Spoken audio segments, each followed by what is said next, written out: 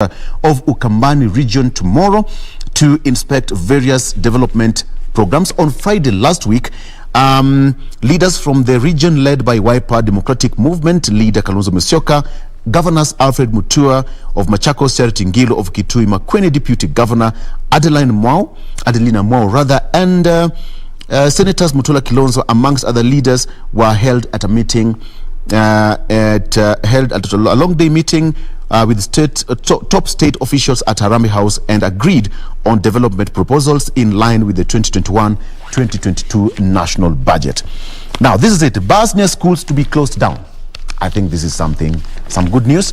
Kajiado Liquor Licensing Board Chairperson Jonah Marapash has said that some 100 bars near schools will be closed down. It's long overdue. It's long overdue. So that's it. And now hospitality industry had hit as coronavirus ravages Lake region. So it's been a story that has been happening over the last 1.5 years or so since coronavirus started hitting the country. And of course now the Lake region is also feeling the heat as to why that is happening there. Now, Varsity is told to abide by court order on courses accreditation. So, Commission for University Education said Justice James Makau's ruling would save students millions of shillings. Chief Executive Officer Professor Mwenda Ntarangwi said that the Commission would decline to accredit or approve programs for universities that fail to comply with the court's decision. And of course, that the ruling in June last year gave CUE full control of curriculum, accreditation, and supervision of academic programs. So, universities have been urged to adhere to the court ruling. So that is there. Now, lobbying frenzy as senior police retire. Okay, so 15 top cops quit service after 3 decades, triggering high-level canvassing for the positions. That is that dramatic arrest of OCS by anti-graft officers. That happened over the weekend, barely a month after she claimed that her house help stole 320,000 shillings cash bill money. Molo OCS, that is Chief Inspector Anne Kanori, has hit the headlines. The senior officer and 3 of her juniors were on Friday night arrested after they attacked anti-graft officers who had gone to arrest her. So she's still under police custody. No one is above the law. Even the OCS was arrested last week. So always be on the right side of the law. Okay, so that is it. So let me give you a bit of some sports here. Gor clinch FKF Cup after Kogalo gave Ingwe to secure mandate to represent Kenya in CAF Confederation Cup and pocket 2 million shillings. That is after a 4-1 win capped a good afternoon for coach Manuel Vaz Pinto in his first session and season in charge of Kogalo, with Kenneth Muguna being named man of the match. That game was played yesterday here in Nairobi, and Kogalo thrashed the Ingwes 4-1 yesterday to lift the FKF Cup. Congratulations to the Kogalo team. And of course, we have that story there. Conducts 2022 elections as scheduled, says Mudavadi. People have been talking about issues to do with either to delay the next general election because of BBI, but now some of the leaders have come out to say that, BBI must take place, and of course general elections slated for next year should also and must take place as scheduled in August. And now leaders are still calling on relevant authorities to make sure that that timeline is completely achieved. Now, ANC leader urges IEBC to adhere to the constitution, asks clergy to help Kenyans make right choices at polls, and that is a story fleshed out there for you in the People Daily, and you can take a look at that. And it's still going to continue because the fate of the BBI is still unknown. Whether it's going to be how the Court of Appeal is going to rule will either determine whether it will be delayed or the whole process will be capped once and for all.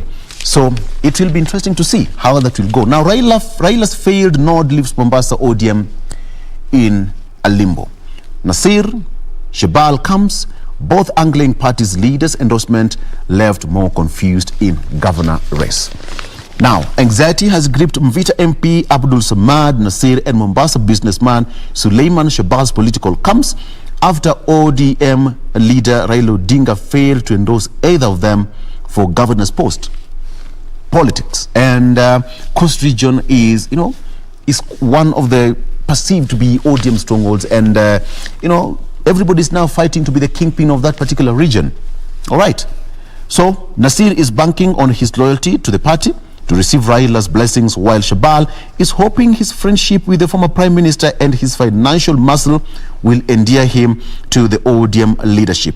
So, political pundits warn any endorsement by Raila would probably spark divisions between him and his party deputy, Hassan Joho. Both Nasir and Shabal are close friends to Raila and Joho. So, it's a tight spot, and Raila will have to tread carefully there, and perhaps just to wait until the whole thing is done and dusted come next year. And of course, you heard that registration for members of ODM party is free of charge. That was published last week.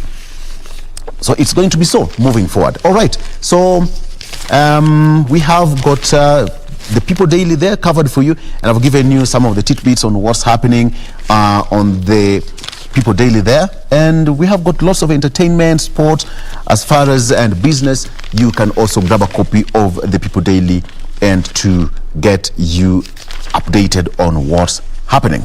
All right, that's as far as People Daily is concerned, but you have to take a look at that story and see the list of the tycoons who are controlling the nation. That is the list. We have got several people there, almost 8 of them captured in the People Daily on who controls Kenya's political scene. I have got the Star here, and of course the Standard. But before we move on to the Standard, let me take a look at the Star briefly. And on the front page, it's slightly different. Matiang'i's secret card in Uhuru and Raila 2022 plan. ODM leader Raila Odinga grooming the Interior Cabinet Secretary for bigger roles. Okay, so he's been called Mr. Fix-It, and Super Minister is considered the first among equals in the cabinet. And that is what's happening here on the front page of the Star newspaper. You can take a look at that story. And you have got 15 Nakuru representatives endorse Mudavadi for presidency next year. He was there on a 2-day tour of Nakuru County. There's a story here, inside Kenyatta's strategy to beat COVID-19 pandemic. It has been something that has been ravaging the country for quite some time now, and of course, it's happening. Now, there's an interesting story here. Former toilet cleaner inspires netizens with BBI submissions. That story is fleshed out there of a young man who was a former, toilet cleaner, and right now, he's dining with the kings. It's a story worth reading. Okay. So there's a story that Indian surgery stopped me from sleeping in studio. 52-year-old, that is Ghost Mulee, was diagnosed with obstructive sleep apnea. All right. So, if you are an ardent listener of a particular radio station here, and that where Ghost Mulee presents, you have that story and fleshed out, and is telling his story as it is. Now, gunman flees after wounding 2 cops, woman at City Club. It was man was captured opening fire at a group of people inside Quivers Lounge. Now, police are looking for a gunman who shot and seriously injured 2 police officers and a woman at a popular club on Thika Road, Nairobi. Now, the man was captured opening fire at a group of people who were standing inside Quivers Lounge before he dashed out and drove off on a 4-wheel drive vehicle. Search for the vehicle plates identified the owner as Dixon Mararo, and police were looking for him for questioning. So the shooting on Friday night was captured on CCTV cameras at the club, overturning an earlier narrative suggesting that the officers shot at each other after an argument over the woman in question. All right, so that story continues there, and police are still looking for the victim who was captured on the CCTV shooting two police officers and one still in ICU. The officer shot in the neck, and the woman were rushed to Nehema High Hospital for first aid. The officer was transferred to Nairobi Hospital for treatment, and of course they are still hospitalized and intensive care unit undergoing treatment. That is a story happening there in the Star.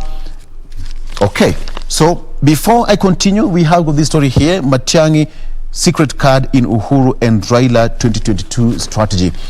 That is a story fleshed out there for you. We have got ODM leader Raila Odinga is grooming the Interior Cabinet Secretary for bigger roles. So that's a story that is worth reading, and of course people have been terming Matiang'i as a super minister in the Kenyatta's cabinet, and of course he's been given several roles in the cabinet, and of course right now story has it, and words are on the ground that he is being groomed for bigger roles come 2022. Now, the idea of elevating Matiang'i to the role of a Nyanza spokesman is to propel him to be among the sons of whom Raila might consider handing the baton.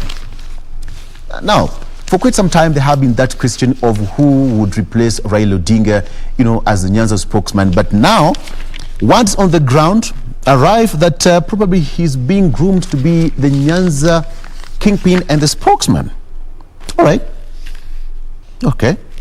So there is talk that the meeting will seek to harness the unity of Nyanza, including on fielding candidates to avert discord in the region. Now, a senior state official who asks not to be named said that there's a plan, a grand plan to groom CS for a face-off with the DP Ruto in the 2022 polls. How that is going to pan out is just a matter of wait and see. I think at this particular time it's good for us to take a break, right?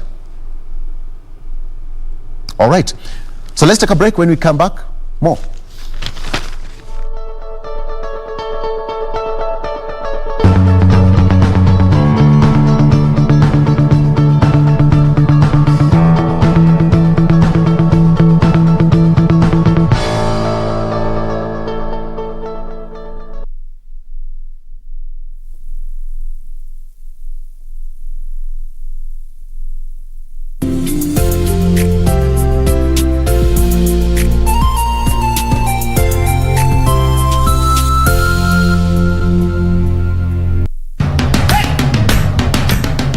Bwana Motiso, pikipiki yako ndio hii. Uko shoni yangu. Hii pikipiki ni unakumbuka uliekelea the lowest unique bid yako ilikuwa ngapi? 18 shillings. Na unajua kuendesha hii gari? Kidogo. Haya, kitoko yako shika helmet, kifungu yako, chomoka na mali yako. Kujiunga na QuickBid ni rahisi. Enda kwenye M-Pesa, bonyeza paybill kisha weka business number 4032353. Kwenye account weka kodi ya bidhaa unayotaka na bid yako ya chini zaidi. Kwa mfano TV 16. Kisha weka shilingi 20 tu kama idadi yako. Weka bid yako pia kwenye www.quickbid.co.ke. Kumbuka, bid ya chini zaidi ya kipekee ndio hununua. QuickBid, bidhaa bora kwa bei ya chini.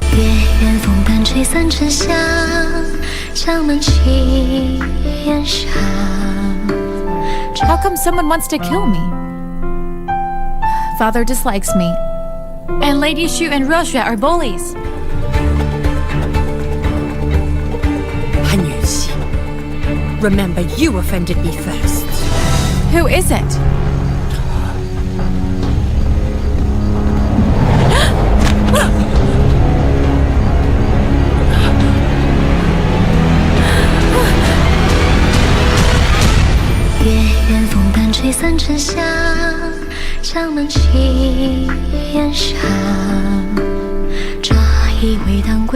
Quiero amarte de una forma diferente, de otro modo. What do you want now? After what you did, I don't want you anywhere near me. Please forgive me for what happened. Do you think what you did to me can be easily forgiven? Have no restraint when you've set your mind on doing something. Goodness, you're so cold and cruel. How can you, my own son? Look, I swear to you, I'm telling the whole truth. All I want you to do is to contact my sister to let her know that I'm here. And I want you to inform her that she's in danger. All that I'm asking you is to get in touch with my sister and let her know, please. Quiero amarte de una forma diferente, de otro modo, nunca igual al de otra gente.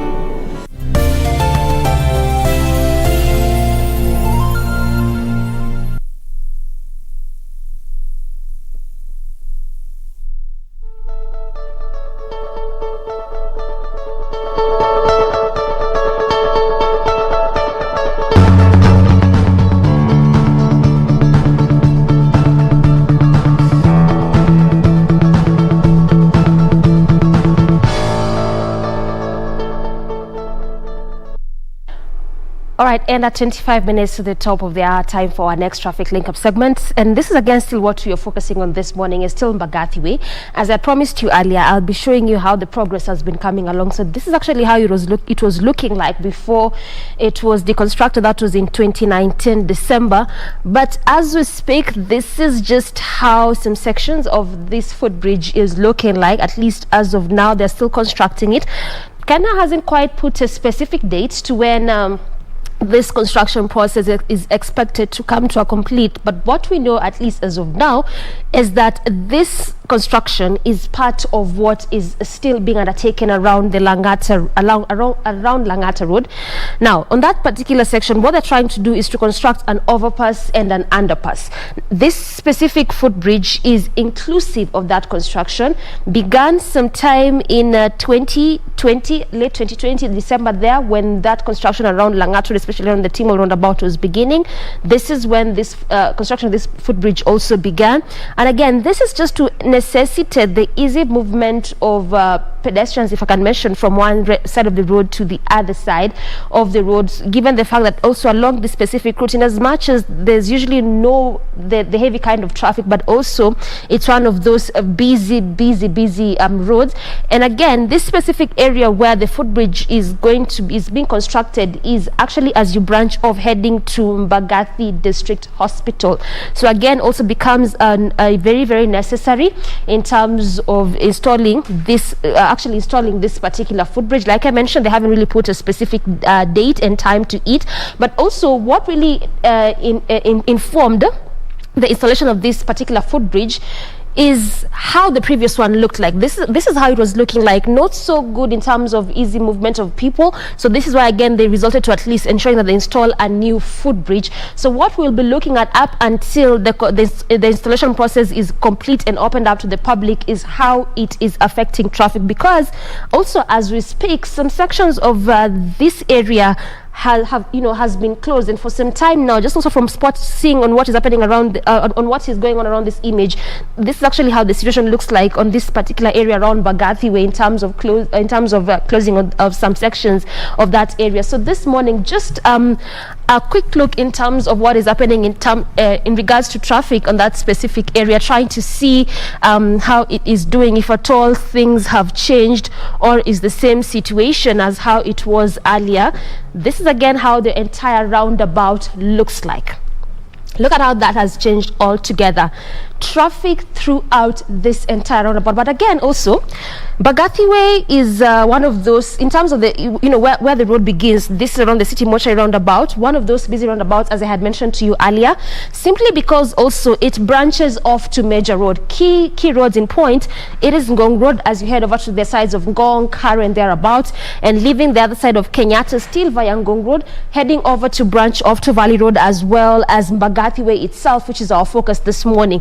So how the entire roundabout looks like, this is just the situation. Traffic throughout this entire roundabout. So in as much as it's a manageable kind of traffic, hence that orange color, but still traffic being witnessed throughout this entire roundabout. And this is again why I was saying earlier, if at all you intend to use this route heading over to the city center, this is via Mbagathi Way, coming all the way from Langata Road or even Mbagathi Way itself, then was just the best time for you to do that, because along this section there is no alternative route, and the same traffic actually begins all the way from the Mbagathi District Hospital, past High Rise, coming to the city center, coming all the way from areas around Gumo as well as Langata Road there.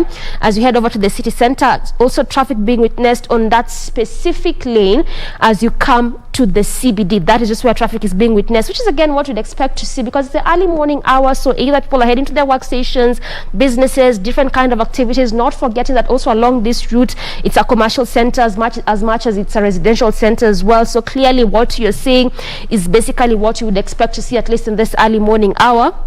On the other side, as you leave the city mortuary roundabout, still coming through Mbagathi Way, at least on that section, green all through, no traffic at all. And also from what you're spotting, at least on this specific lane or this particular road, is that really there's no alternative routes per se if you're coming to the city center. So that's why I was saying earlier, if at all you're coming to the CBD, then that was just the best time for you to do that. Now look at this. This has changed just this very, very minute. This is on that section as you come to CBD, just on that particular lane, heavy kind of traffic at a standstill. Look at that, the change in color there. So now where you're seeing the maroon is still on that section as you come to the city center, and it has just changed now. That heavy kind of gridlock there has that maroon color, which again also means that it's not moving just at a standstill. That is on that section as you head over to the city center, and this continues all the way past the roundabout again as you head over to the other side of Valley Road, also coming to the CBD. Let's look at how the Timor roundabout is doing in terms of traffic, given the fact that also this is just where Mbagathi Way begins. This is how the roundabout is looking like, just the same situation as how we've as what we've seen around the city mortuary roundabout. Still heavy kind of traffic there. This is again why we are seeing that orange color, which is a clear indicator of that. This is actually in that section around the Timor roundabout, which some parts of it also have been closed to necessitate that construction process that is supposed to be happening there. But in terms of traffic, this is the situation. Heavy kind of gridlock branching off to the other side of Mbagathi as you head over to the city center. Look at that, red all through, just means the grid, there's really heavy kind of gridlock moving at a very, very slow pace. And unlike as you leave the city mortuary roundabout, on that section as you are leaving the estates there, just as you leave the Timor roundabout, so this is how it is looking like. Still traffic being spotted and witnessed there, which is also, the heavy kind of traffic all through on this particular lane. But again, this is why I kept mentioning, if at all you're coming to the city center, that was the best time for you to do that. Not forgetting some sections of the same route have been closed to necessitate that installation process in terms of that footbridge there. So at least as of now, this is how it is looking like in terms of traffic. You're still focusing on what is happening along Mbagathi Way, and this is the major reason as to why we're focusing on what is happening on these specific routes in terms of traffic.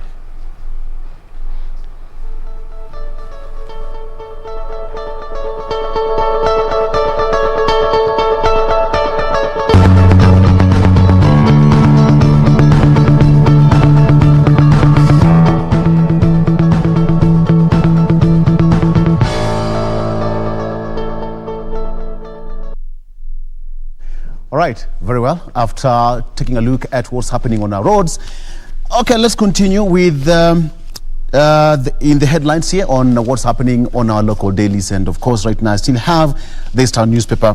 The story of Matiang'i is fleshed out there for you on the Star. Wow, okay. Okay, take a look at that story, and that of Matiang'i being groomed to, the secret card in Uhuru and Raila's 2022 strategy. Story worth reading. Now, MP Omar among leaders touted to fulfill Haji's shoes. That story is there. Again, we have got Garissa Senator Abdul Khadir, also mentioned as Ogaden elders, identifies search for his late father's replacement to champion community interests in Wajir County. So that is there. 15 Nakuru MCAs endorse Musalia Mudavadi for presidency. Now, support base based on his pledge to revive economy and ensure peace. Now, 15 members of the Nakuru County Assembly have endorsed the presidential candidature of Amani National Congress leader Musalia Mudavadi. The MCAs drawn from Jubilee, ODM and other parties said that they support the candidature of Mudavadi based on his plan to revive the economy and for being a face of peace. So that is there. That was led by their leader Moses Ndungu and Deputy Majority Whip Wahome Jambo. So that is there. Now there's a story here inside Uhuru's strategy to beat Corona. Now Kenya will start by packaging vaccines, improving cold storage facilities, and then manufacturing locally. That is a part of the strategy inside Uhuru's government to beat corona, and of course the government has crafted an ambitious strategy to beat the COVID-19 pandemic that has shaken or devastated all aspects of life 15 months now, and now it's been confirmed since the first case was confirmed in the country. It has been a period of unprecedented loss and grief, and Kenyans can now just wait how soon or when this will come to an end. And of course now the government says the Ministry of Health, by June 2022, Kenya will have reached immunity, in which the chances of an infected person infecting a community are minimal. So the government is now on the race against time to make sure that a sizable number is vaccinated. Now 25 thereabout, we have got people being vaccinated by the end of this year. Okay, now there's a story here: how Paul Body plans to conduct free, fair 2022 general election. IEBC chairman Wafula Chebukati said that areas without 3G network to be provided with alternative technologies for result transmission. Team will also procure ballot papers early. And he said that the electoral, they include plans to address the non-availability of 3G networks in some remote parts of the country and early procurement of ballot papers. IEBC Chair Wafula Chebukati at the weekend revealed the strategy, and the agency is in partnership with the Communication Authority of Kenya, has started mapping out the country to access areas that do not have networks. Chebukati said that if there are places where there are no 3G network, alternative technologies will be availed for transmission of election results. So that is there. And there's a story I talked about: a former toilet cleaner excites netizens with BBI submissions at appeal court. All right, now it's a gentleman called Christian Andole, 26-year-old, worked at Natives Sports Bar along Thika Road Superhighway while still at UON as a student. Now, there's a story here. Christian Andole was perhaps the youngest advocate to submit at the BBA appeal hearing last week. Now, he excited netizens with Nairobi-based lawyer Steve Ogola in a tweet praising him for his courage and confidence and describing him as a breakaway star. So the story here, now not known to many before the final day of the BBI appeal, Andole, 26-year-old, was admitted to the bar 4 months ago, but battled for space alongside senior lawyers, making passionate submissions before the 7-judge bench. He's just 26-year-old, and he's working pretty well. He says that he was there to represent Wananchi, and at one point the story says that he had to read an article of the Constitution in Kiswahili, telling court he wanted the common man to understand his submissions. So there's a story here. He worked as a toilet cleaner, and right now, okay, if that doesn't inspire you, I don't know what will. I don't know what will. It doesn't matter where you are. That's all I can say. So long as your eye is focused on the crystal ball, you will be there. All right? So this is it. Experts carry out studies of need for third AstraZeneca dose, and that is still in the fight against coronavirus. You can also take a look at that story fleshed out there for you in the Star newspaper. Briefly before that, let me just give you a brief one on what's happening on the Standard, on the front page of the Standard newspaper. We have got there: schools heads ignore Magoha on extra fees. Now, despite government's warning, some secondary school heads and principals are asking parents to pay between 5,000 and 35,000 shillings as development fees before issuing him or them or the parents with Form 1 admission letters. I don't know whether the government's aware of this. I don't know whether the Ministry of Education is aware of this, but it seems like They charge between 5,000 to 35,000 shillings before one is issued with a Form 1 admission letter. I think is something that the Ministry of Education should take keen note of. All right. Before we continue, again, let's take a look at what's happening on our roads on the traffic lookout. All right, so let's try and see if things have changed. You can remember that earlier on there was really heavy kind of traffic, especially as you leave the T-Mall roundabout coming through Mbagathi Way. Let's try and see if it's the same situation and also try to look at some alternative routes if at all we'll find any.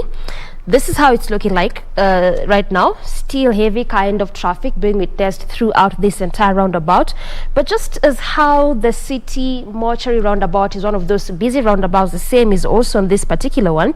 And this is again simply because it branches off to major roads. Key in point, that is Langata Road, leaving the estates there, as well as still coming through Langat Road as you head over to the city center, branching through Maimahiu Road as you head over to the other side, to the sides of Nairobi West on that section, as well as Mbagathi Way, which is our focus. So again, just as how City Mortuary roundabout is one of those busy roundabouts, and we witness the kind of heavy traffic, especially in this early morning hour, the same is also around the T-Mall roundabout. Not forgetting the fact that again, around the T-Mall roundabout, there's some sections that have been closed to necessitate that construction of the overpass and underpass, which is geared towards easing traffic flow on this specific route, given the fact that it's also one of those busy roads, serves as a residential center as well as a commercial center.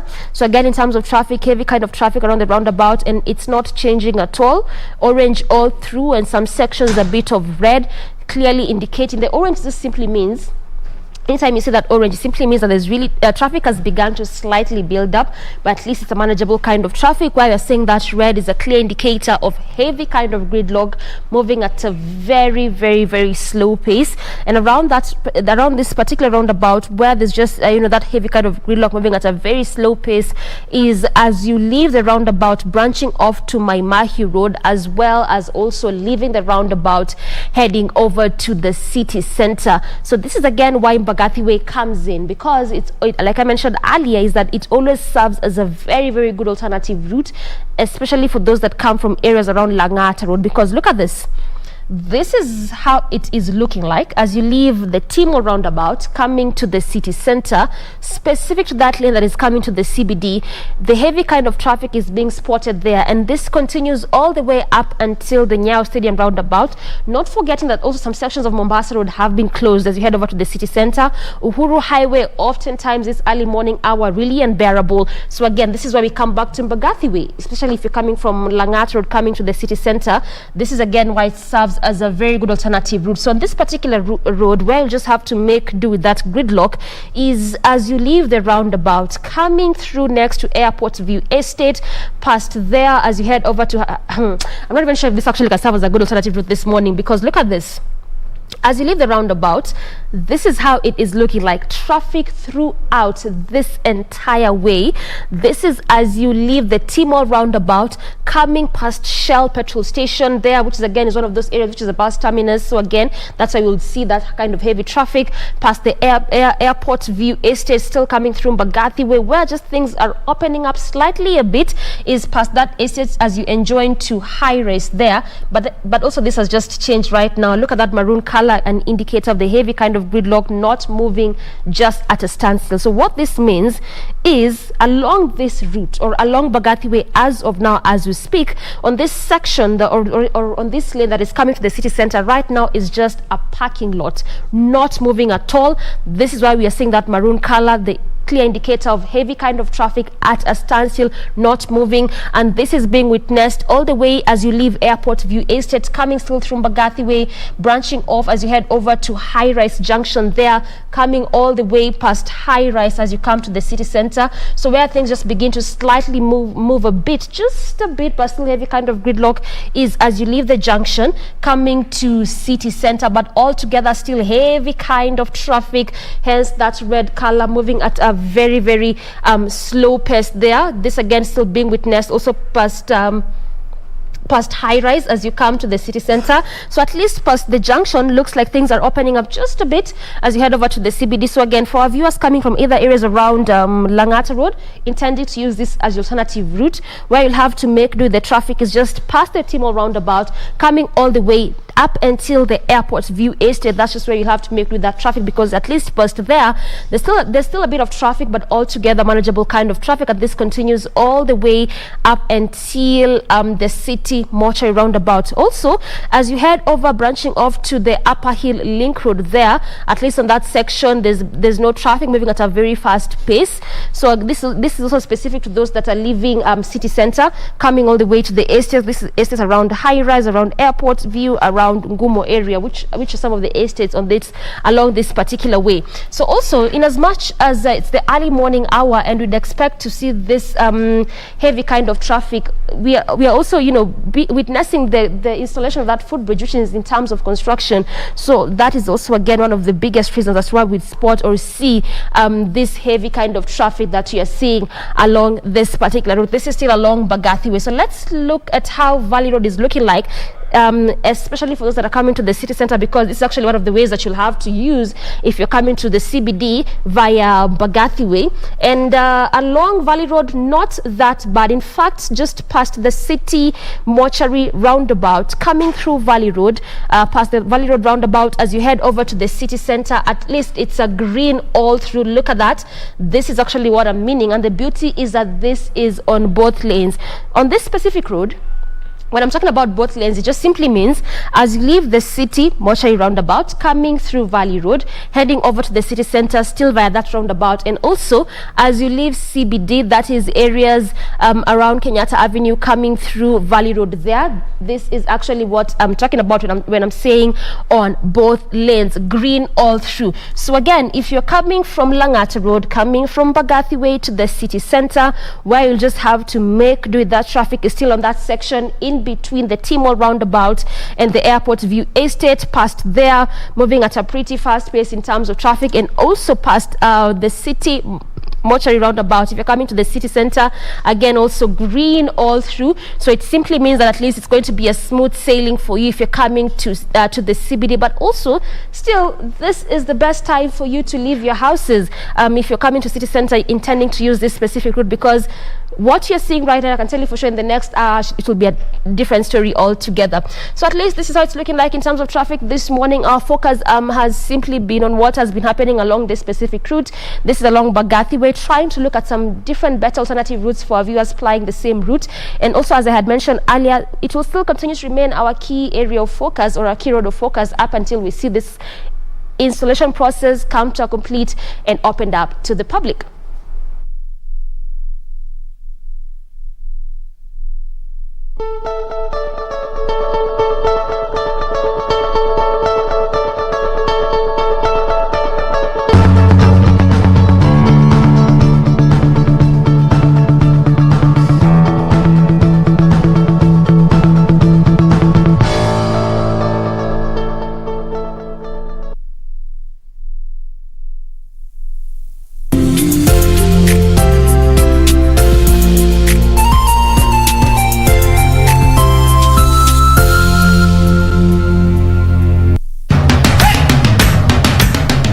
Bwana Motiso, pikipiki yako ndio hii. Uko shoni yangu. Hii pikipiki ni, unakumbuka uliekelea the lowest unique bid yako ilikuwa ngapi? 18 shillings. Na unajua kuendesha hii gari? Kidogo. Haya, kitoko yako shika helmet, kifungu yako, chomoka na mali yako. Kujiunga na QuickBid ni rahisi. Enda kwenye M-Pesa, bonyeza paybill, kisha weka business number 4032353. Kwenye account, weka kodi ya bidhaa unayotaka na bid yako ya chini zaidi. Kwa mfano, TV 16. Kisha weka shilingi 20 tu kama idadi yako. Weka bid yako pia kwenye www.quickbid.co.ke. Kumbuka, bid ya chini zaidi ya kipekee ndio hununua. QuickBid, bidhaa bora kwa bei ya chini.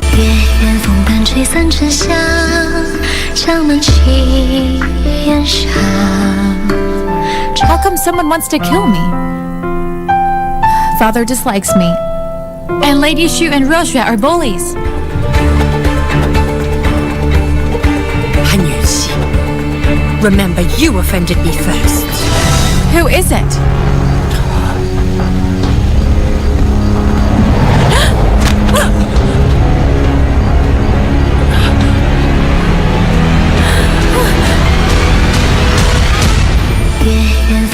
雨伞沉香，江南起烟上，乍以为当归如。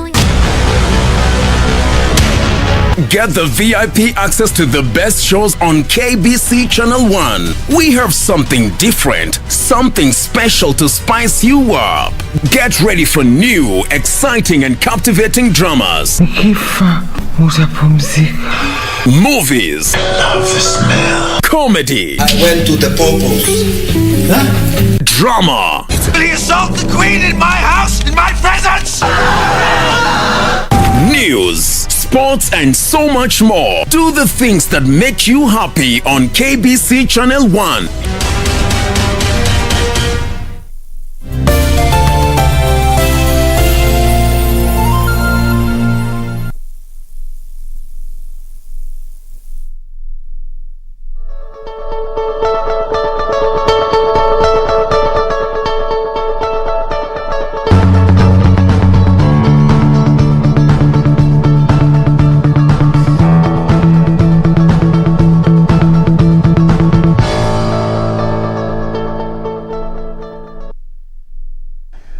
All right, and welcome back. Now let's just move briefly and away from the newspapers, and let's get now into it. Eye on politics. Being a Monday, we have talked about what happened over the weekend, what you should expect over the week, and just to see what's affecting you as a common citizen, you know, financially and politically as well. Let's see how it's going to pan out. And with me, I have one gentleman, Mike Agwanda, who is a governance and political expert, joining me in studio. There you have him. And we have got lots to talk about. And I'm not alone. Later on, I'll be joined by another gentleman called Justice Juma, who is also a political analyst. And he is the man behind the appeal case against the delimitation of the 70 constituencies, which was also heard at the Court of Appeal last week. He'll be joining me here briefly. We all know Nairobi, how Nairobi is all about, all right? So bear with me. He'll be joining me in studio briefly, but let's just get straight into it. With me here is Mike Agwanda. Thank you so much for coming. My pleasure. Thank you. It's been a while since, you know, we had a talk out there. It's good to see you. Good to see you too. The question is that, you know, things are moving on pretty fast, and 2022 is fast approaching. The first question is, which political seat will you go for? I think, good morning, viewers. Let me Yes. start by saying it's a great honor to be on Absolutely. KBC, and we look forward to, you know, discussing a lot of things Yes. that Yes. we're seeing today. Exactly. But things are unraveling. Things are getting unpacked.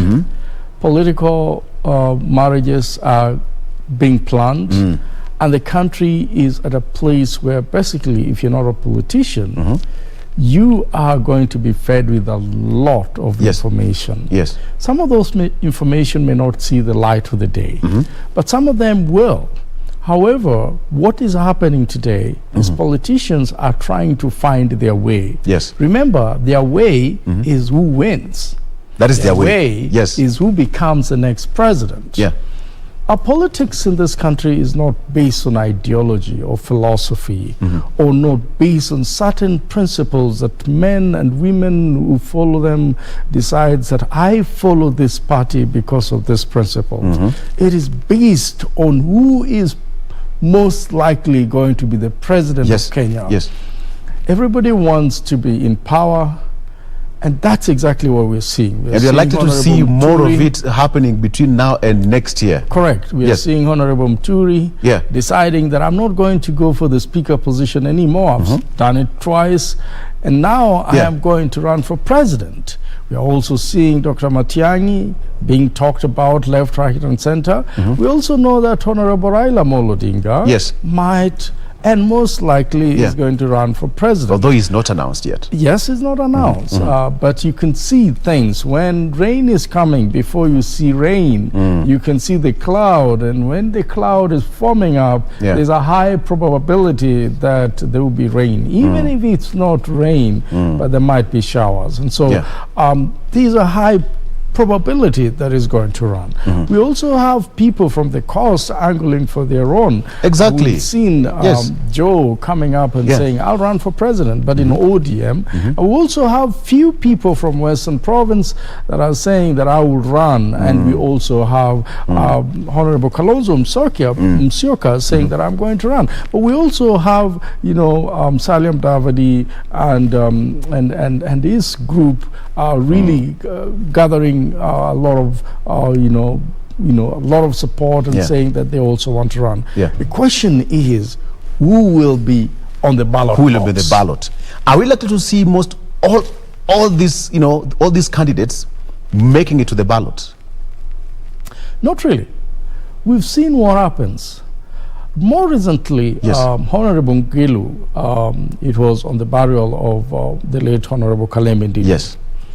And Honorable Ngilu made a statement, and Honorable Kalonzo Musyoka was there. We had the governor of Governor Mutua there, and we had a number of leaders there.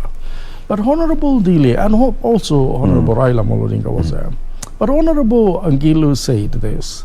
She said, you cannot win this seat alone. You need each and every one of you. And she was speaking from experience. She was speaking from the experience. She was among the NASA team that was there before. She's run for president of the Republic of Kenya. She's been a minister in the Uhuru government, and she's now a governor. Yes. I can tell you for free that what Honorable Ngilu said is exactly what is going to happen in this country. Honorable Musalia Mudavadi cannot be a president alone because he's tried it before and it did not work. And he also knows about that. He knows about that. Yes. Honorable Wetangula will not be a president alone. He cannot run as a president alone. But some of them, Mike, some of them would say that they have got the strength in numbers. I wonder where the numbers are coming from. For you to have the numbers, you must at least get about 50%, if I'm not wrong, of the national, of the national 25 counties. Yes. That means you have to have presence in almost 25 counties in this country.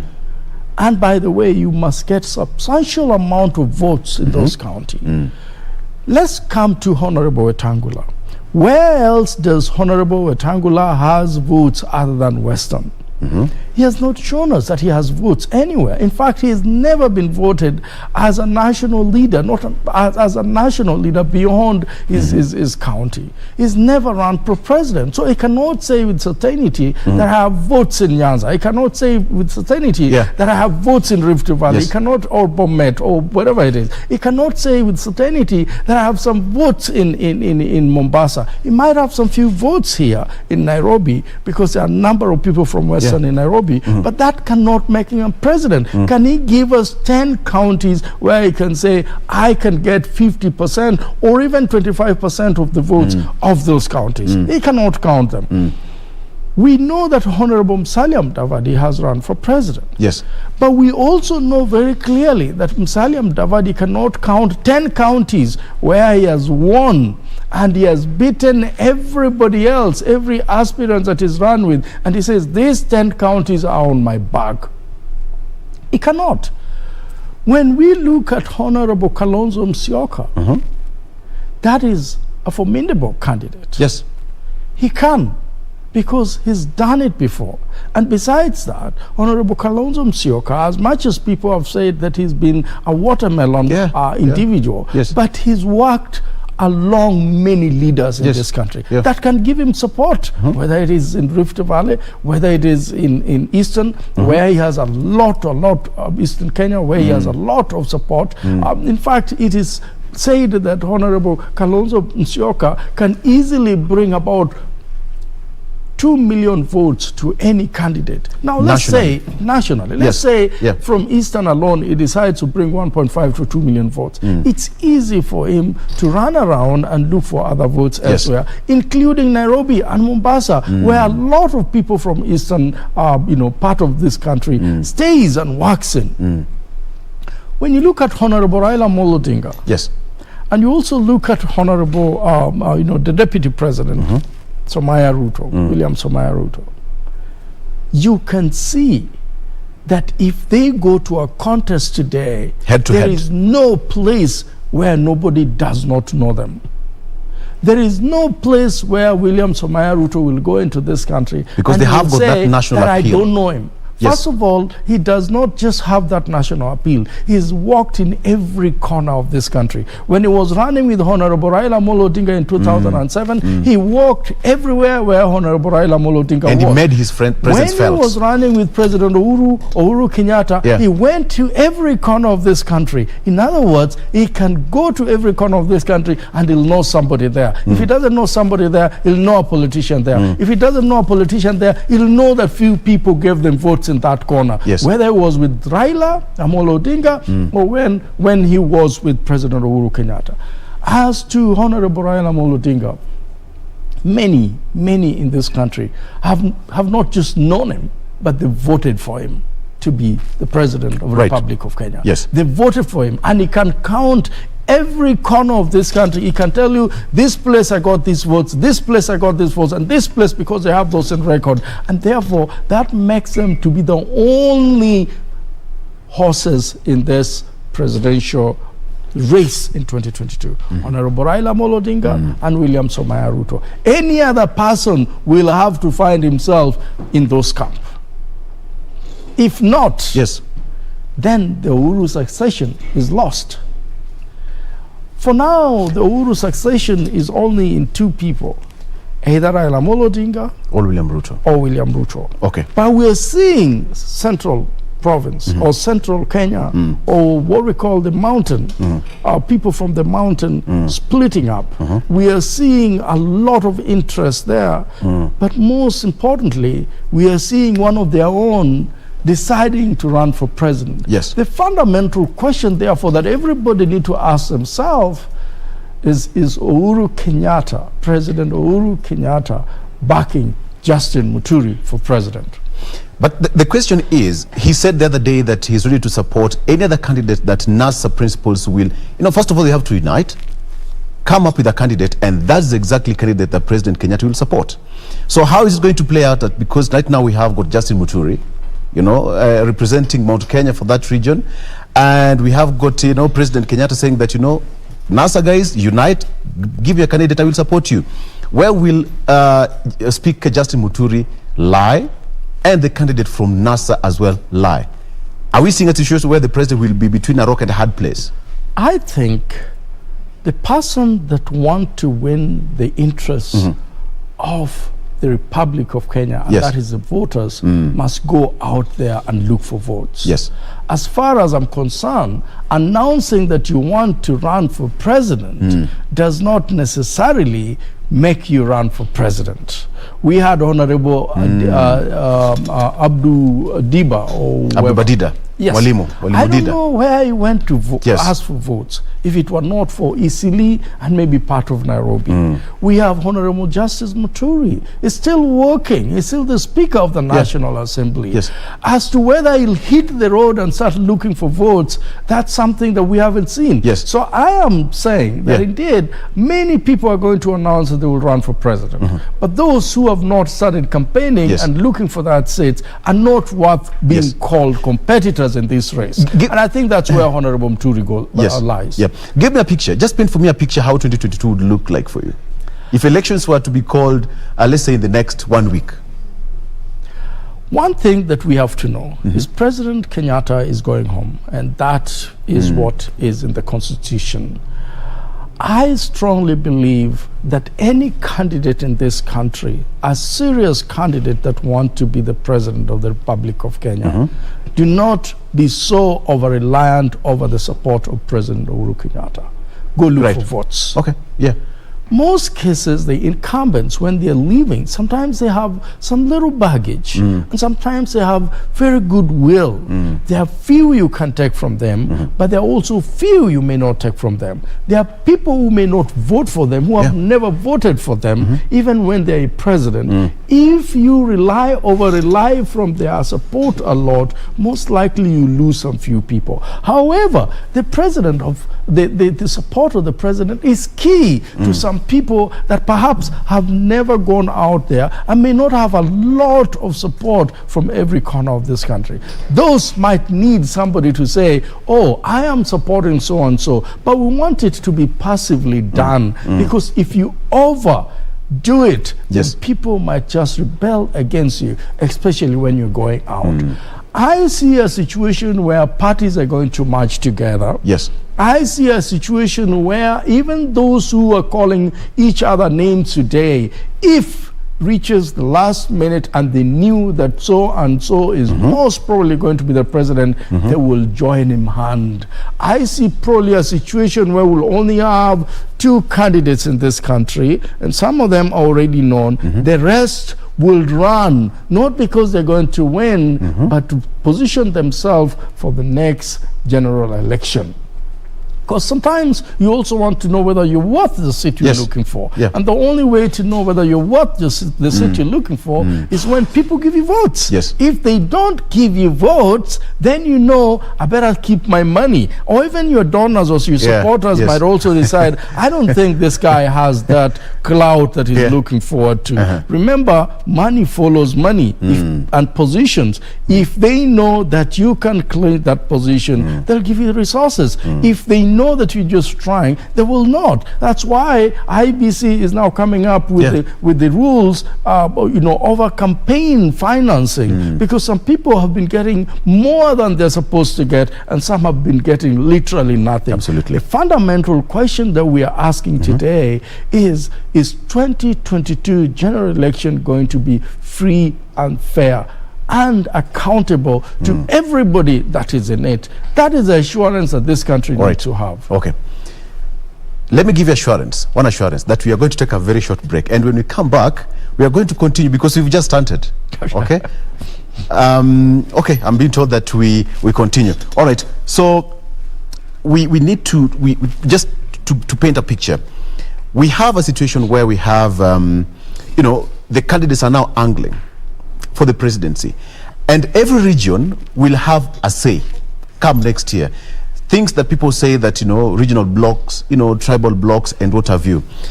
How is it going to look like come next year for the unity and for the purposes of having a unity in a nation, so that we don't have, this region bringing a particular candidate and all that, so that we have one candidate perfectly fit for every particular country? This nation is a candidate is for everyone in the country, so that we avoid this issue of this region, tumeleta mtu wetu, tumeleta mtu wetu, and muleta mtu wetu. How is it going to look like? What I can guarantee you is that regional representation is key for the posterity of this country, for issues of development, for issues of accountability, for issues of equal distribution of resources. That is very, very key, because we have a scenario in this country where basically regions that were perceived to be opposition were never getting development. Yes. Regions that were perceived to be, in the oppositions were never getting employed in the military, in police, and in teaching, and many, many other places. They were totally looked down upon, and things were going to places where people perceived them to be pro-government. When it comes to issues of development matters in a country, you want equitable distribution of resources, regardless of whether they're in the opposition or not, because resources comes as a result of taxes that people pay. Yes. And anybody who pay taxes in this country is supposed to get the services they need. If they're not being given those services, then it is not right. And that is a problem we have in this country. I think I would like the idea, and I think it's happening today. Yes. Of course, it's saying we want to be on the table so that we agree on what we will get when we support a particular candidate. Western is saying we want to be on the agreement table so that we know what is being promised for Western. And Eastern is saying the same. I think that's really, really important. Remember, the money that is going to devolution is just a drop of our budget of 3.6 trillion of our budget. It is not even a trillion for that reason. And for that reason, a lot of money is still being left in Nairobi. That money, whoever becomes the president must agree with the regional leaders what he will do for them. I think that is in order. Because again, in politics, if you don't sit on the table and agree with them, they will assume you're not existing. Yeah. That is the problem we have in this country. It is not like in the developed world where the civil servants run the development and the development and runs the way the country runs. The politicians are left there to hinge on policies and to make laws that helps in issues of development, in issues of accountability, in issues of transparency. The politicians make laws, but the people who run the show are civil servants. You realize that it's this country, it is the other way around. It's just politicians that run the show. It's the politicians that determines where development goes. It's the politicians who allocate resources. It's the politicians who are supposed to oversight it, and it's the politicians who some of them are found in corruption. Very well. At this point, let me just bring in Justus, who's just walked in. He sent me a text and said that, hey, traffic in Nairobi, it's eye-watering. You are caught in traffic. Thank you. But first of all, welcome to the show. Thank you. You've made it. It's been a while. It's been a while. Thanks for pairing me up again with one and only Agwanda. Exactly. I'm already differing with him in so many things. You will have to tell me now. Yeah, naona punda mbili. Na sisi tunaona iko farasi mingi. Ziko mingi. Yes. So which are kind of these horses that you're likely to see. Welcome to the show. And of course, joining me in the show right now is Justus Juma, who is the party leader of Justice and Freedom Party of Kenya. As I said, he appealed against the delimitation of 70 constituencies. That was heard in the Court of Appeal last Successfully. Okay. Successfully, right, or not? You tell us how it went out. Yes. We had to get the ruling in August 20th, according to the judges, and of course he represented the case and with his lawyer. So he'll also tell us more about that. Of course, the delimitation of 70 constituencies is one of the key issues that is factored in the BBI and IBCs, fighting against some of the politicians as well. So he'll tell us more. Let me just start with this one. As we were, continuing with the discussion, I asked Mike here how 2022 would look like as a party leader. How many people do you have running for the political seat? If it was the best way to start, the days of Daniel, you would have seen the writing on the wall. Mene mene tekel. How is it? Who passed the day? Yes. And the writing on the wall is very clear. Yes. And the scenarios are very dynamic. And I appeal to politicians who have a closed view to open their perception, and their perspective, and see Kenya moving in a different dynamic. Yes. When we opposed BBI, actually, at first I think Justice and Freedom Party was the only party. When people were at Bomas of Kenya, we were at Uhuru Park. Yes. And let me tell you, even the media did not cover us. And we released a press conference and stated our position. And few days later, when they were at KICC, we were still back at Bomas of Kenya. By then, we were joined by around 6 political parties. And this initiative went all the way, and of course, up to the High Court. And we won the away match. Tuliwachapa nyumbani. And they ran back to Court of Appeal, and in the Court of Appeal we saw how we struggled last week. And submission had been done, and even as we wait for judges to judge, already citizens have a way on how to judge these things. You could see who presented what, how people argued, and then most of us also don't have to be lawyers to understand the Constitution, because Constitution is basic. Is a basic a document that all of us should be able to understand. And to me, it is the David-Goliath scenario. And that is where our hope and faith is coming from. So yes, it's true, when we are fighting the Goliath war style, the combat. In war, you have various types of war. You can go the combat way. you can go the artillery way. But we also had slingers, like David, the sharpshooters. And sometimes they can mess up the game. Where do you belong? And the three categories. We are the individuals who are going to mess up the game. Okay. Because when you're analyzing in terms of the conventional appearances, the very, very same names Kenya are used to. Actually, is a picture, perfect picture scenario is what you could have seen also in the legal fraternity. Yeah. We do have various names that are known.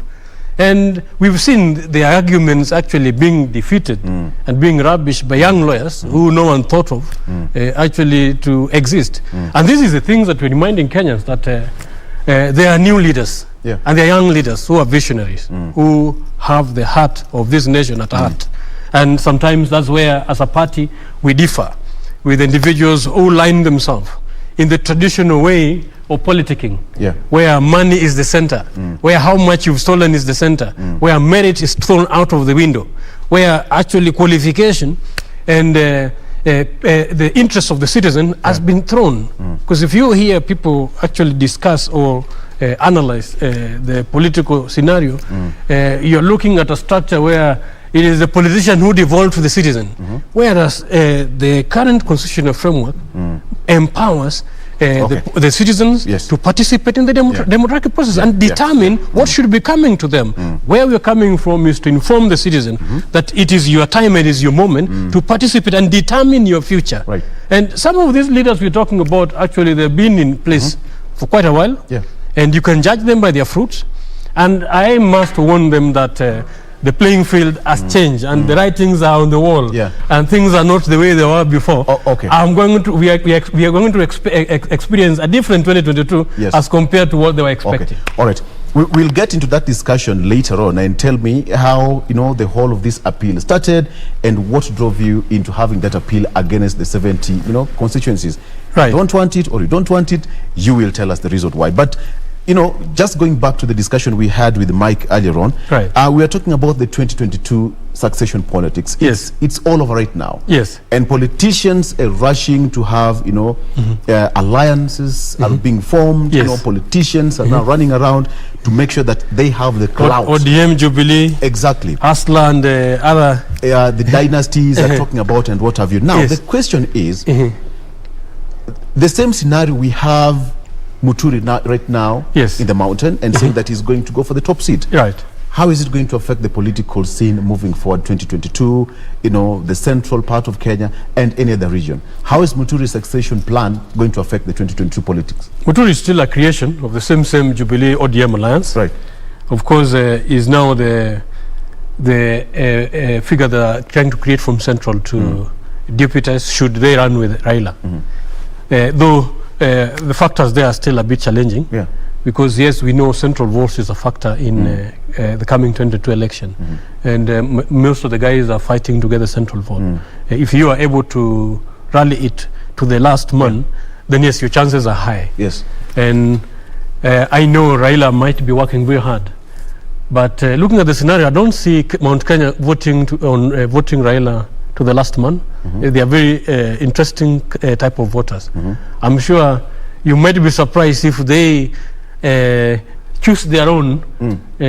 Should the alliance of Raila and the Jubilee want to succeed, probably then they'll have to go back the Muturi way. Is there a threat? Is there a threat in terms of the alliances? Jubilee, and today in the papers, Tuju says that they are going to rebrand. The Jubilee is going to rebrand, and they have got the top party organs and leaders going to unite in terms of having the conversation moving forward. How is it going to threaten? That is if Raila has already conceded that he is not able to rally that vote, and now they're looking at another way to bring it on. Yes, with Muturi they stand chances. Though Ruto had a chance, which apparently also has dwindled because by the virtue of even how the Central Kenya supported the BBI initiative and voted on it, it portrayed the position that they took, because sometimes they can talk among themselves. And should they go in that direction, then even him, his chances actually in Central Kenya now is 50-50. And being 50-50, then that does not actually warrant him opportunity to be the president. But this is how I categorize the two. Because if Malcolm X was alive, he will say you are choosing between the wolf and the fox. and the wolf and the fox, both of them will eat you. At some point. Yeah, so which one would you rather choose? I would rather choose and watch the wolf. Yes. Because I know the wolf is definitely going to devour me, not like the wolf. Who's the wolf? That's the question. Both the dynasty and the Asla, both fox and the wolf. And at the end of the day, they are going to eat us, the citizen. And this is why our attention, actually, as Justice and Freedom Party, we are removing our attention from the wolf and the fox, because at the end of the day, we are their food. And to escape, they've been eating us all this while. The dynasty always come openly, like right now. Look at the inflation. Yes. Look at the Gazette. They're talking about the school fees. They promise us school free education. Right now, we are grappling with the opposite. The Jubilee government have just raised tax to a point that even your own income tax, your own income is being taxed, not at 20%, but now at 30%. The little loan you are borrowing from a bank, the government is shamelessly targeting that loan. Imagine you are borrowing loan to just alleviate yourself. These guys, the mobile communication, where we could even just say hi to your mother and then just comfort them in various situations that they're in, that is what Jubilee government is treating us to date. And why I say the other one is the fox, because the other one is now hiding behind us and is one of the founder of the same manifesto. And they are the individuals who actually, even as he talks right now, is a dangerous fox, because he's even earning our salary. We are paying him every month. Yes. And we are paying him to run around to give us false hope, which he had actually demonstrated after the 10 years, that he cannot fulfill anything. So all this narrative, if I was clever Kenya, I would not be deceived by either of the I forces. see the way Mike is looking at you. Right. Bring him in. Bring him in. I think the political scenario in this country has not been with honesty and with an interest of the people at heart. But the question that people need to ask themselves is, who are the creation of these politicians? We are the creations of these politicians. Our leaders is a resemblance of the people that vote them, including Justice Juma seated next to me. And so we can cry the more we want, but if we cannot get out there as middle class and support those that are down there that want true leadership and change for their economic, position, then we are wasting time. If we cannot fight for justice and freedom of our election and electioneering period, then we are wasting our time calling names. If we cannot ensure that IBC does the right thing, because there is also the aspect of men and women lining up as early as 4 o'clock to vote, and as soon as they're done voting and counting begins and they realize that their votes never mattered, even though they were right there. As soon as we can actually change what is an IBC and say, look, we cannot have a situation where people are at the Supreme Court and somebody is still sleeping on something that we all know is kept on the cloud. Cloud is not heaven, as people may think for the IT guys. Cloud is a place that is designed to store information, and they're everywhere in the world. So you cannot tell me that those people sleep. They don't sleep. The cloud does not sleep with information. I think what we're looking at in this country is a situation where we've gone to bed with the rogue politicians and we are supporting them day and night because we want to be in crowd. I happen to have studied abroad and lived there for years. One of the things I admired so much about these people, the politicians there, is no crowd is just formed just by a politician showing up. People are so busy. They are absolutely busy. The other day you saw the deputy president went went somewhere and you saw the crowd. The question is, where are those people from? Do they work? What do they do? Now, that level of desperation tells you that this country is just a time bomb. That when those people are ordered to do anything bad, they will come out in big number and it will not be the same again. We must be able to turn our focus into how we vote and also start looking at our leaders and say, if I elect Juma, is he a man of integrity and honor that will come back to our people and will tell our people, I was given this that belongs to you and this is what I have. How can we use it? But when we elect sharks and we elect crocodiles and we elect thieves, some of them, and when they go to parliament we expect them to be angels while they had already paid us in advance by giving us 200, 1,000, we are headed nowhere.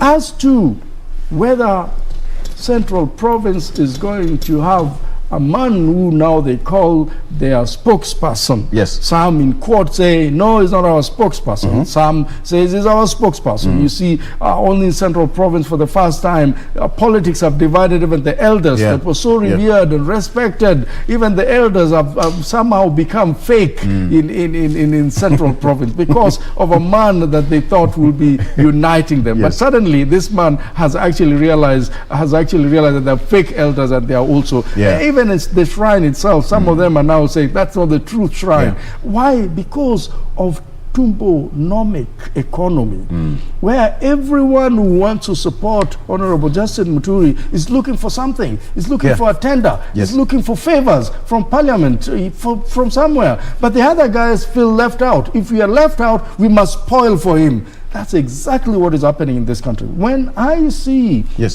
Honorable Raila Amolo Odinga coming out and saying, indeed, there are people that are giving the church money and that money cannot be accounted for.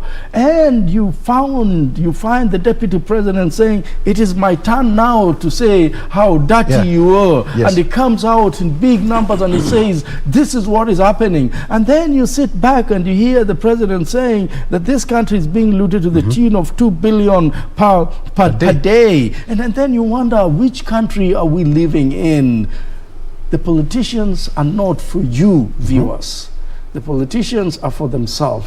The sooner you change them with people that have lived among you, have fought so hard for you, and you know them very well, the better. But the ones that are being brought to you by the party through nominations might not be the people that will ever serve you. Before we continue, Justice, can we just take a break? Okay, then when we come back, before we spoil the party, before we spoil the party, as Mike is correctly putting it, let's just take a break, and when we come back, we're still going to continue to talk about. We have got Dr. Fred Matiang'i on the star here. Is Matiang'i's secret Kadi Uhuru and Raila 2022 plan. Sources say that he's being groomed to be the spokesman of Luo Nyanza and the Nyanza as a whole. How is this going to work? We are going to discuss more and others when we come after this break. Stay around.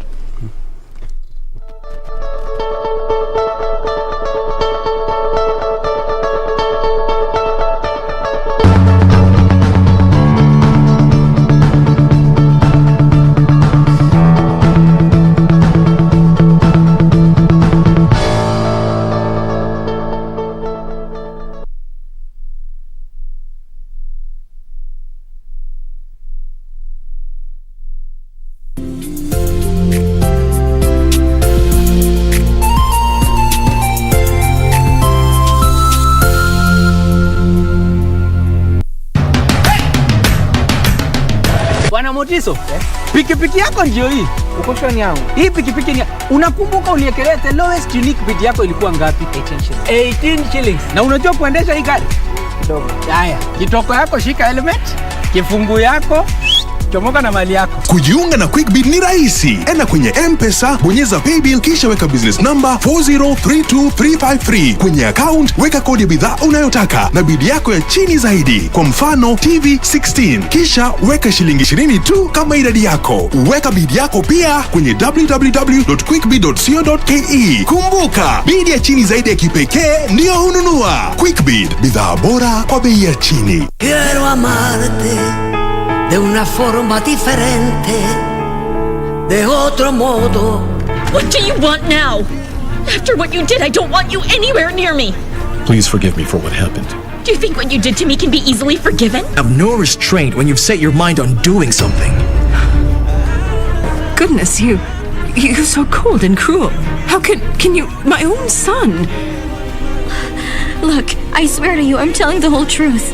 All I want you to do is to contact my sister to let her know that I'm here. And I want you to inform her that she's in danger. All that I'm asking you is to get in touch with my sister and let her know, please. Quiero amarte de una forma diferente, de otro modo, nunca igual al de otra gente.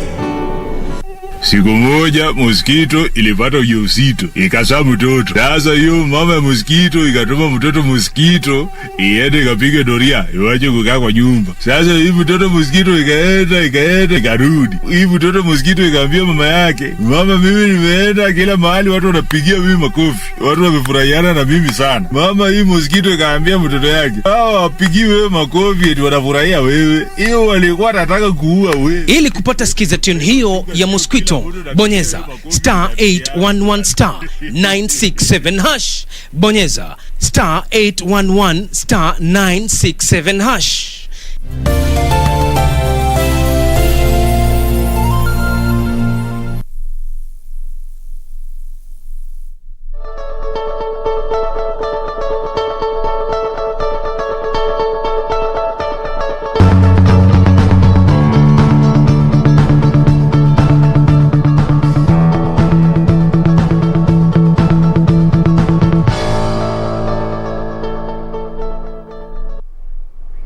Welcome back to the program. This is still Good Morning Kenya. Now, before we continue that conversation on Eye on Politics, a quick look on what is happening on our roads in terms of traffic. And just to run you a bit on why we're looking at Mbagathi Way this morning, very quickly, this is the reason as to why we're looking at this specific route. This is a file image of how Mbagathi Way was looking like in terms of this footbridge, given the fact that this is still an ongoing construction in regards to the installation of this particular bridge. This was in 2019 when Kura had closed some sections of the route just to necessitate the deconstruction of this bridge to ensure they install a new one. And the reason as to why this had been done is simply because of how it was looking like. Was not looking in a good shape, not easy for pedestrians even to move from one side of the road to another. And in addition to that, there was garbage on some parts along this footbridge. So that was put down in 2019, and around 2020 in December there, that's when the installation of the new bridge began. So what is actually happening right now is that this is just a state of how it is looking like as we speak. Still some sections of it have been closed again to ensure that they install it well and opened up to the public. However, Ken has not quite put a specific date and time as to when we expect it to be totally complete and opened up to the public. But what we know as of now is that the same footbridge that is still being under installation is part of what is happening in terms of construction of the T-Mall roundabout. You can remember that also some sections have been closed a bit around Langas Road, just specific there around the T-Mall roundabout. So what they're trying to do there in regards to that construction of the overpass and underpass there, this is in addition to that project. Perhaps this is why they haven't quite put a specific date and time as to when the entire installation process will be complete and opened up to the public. But also, the reason as to why this bridge is being installed, aside from just serving pedestrians in terms of moving from one side of the road to the other, is also simply because it is next to the Mbagathi District Hospital, so serves as a very, very instrumental footbridge. And this is actually what we've been seeing in terms of this installations, just installation of most of these footbridges. Either they're trying to install it in areas there where it's next to a hospital, just like what you're seeing, especially along Ngong Road, where those two bridges have been designated to be installed, one around Kenyatta, the other one around Coptic, this same one also just around the as you head over to Mbagathi District Hospital. But at least as of now, this is still how it's coming along in terms of the installation process. But again, this entire process has resulted to the heavy kind of gridlock, and particular around this area, and we've witnessed that, the past times when you have looked at how traffic was doing this morning, especially along this route. So right now, let's just try and see how it is looking like, try to see if at all things have changed, and also try to look at better alternative routes, given the fact that Mbagathi Way in itself is just an alternative route for those that ply Langata Road, and not forgetting the fact that also along the same route serves as a commercial as well as a residential area.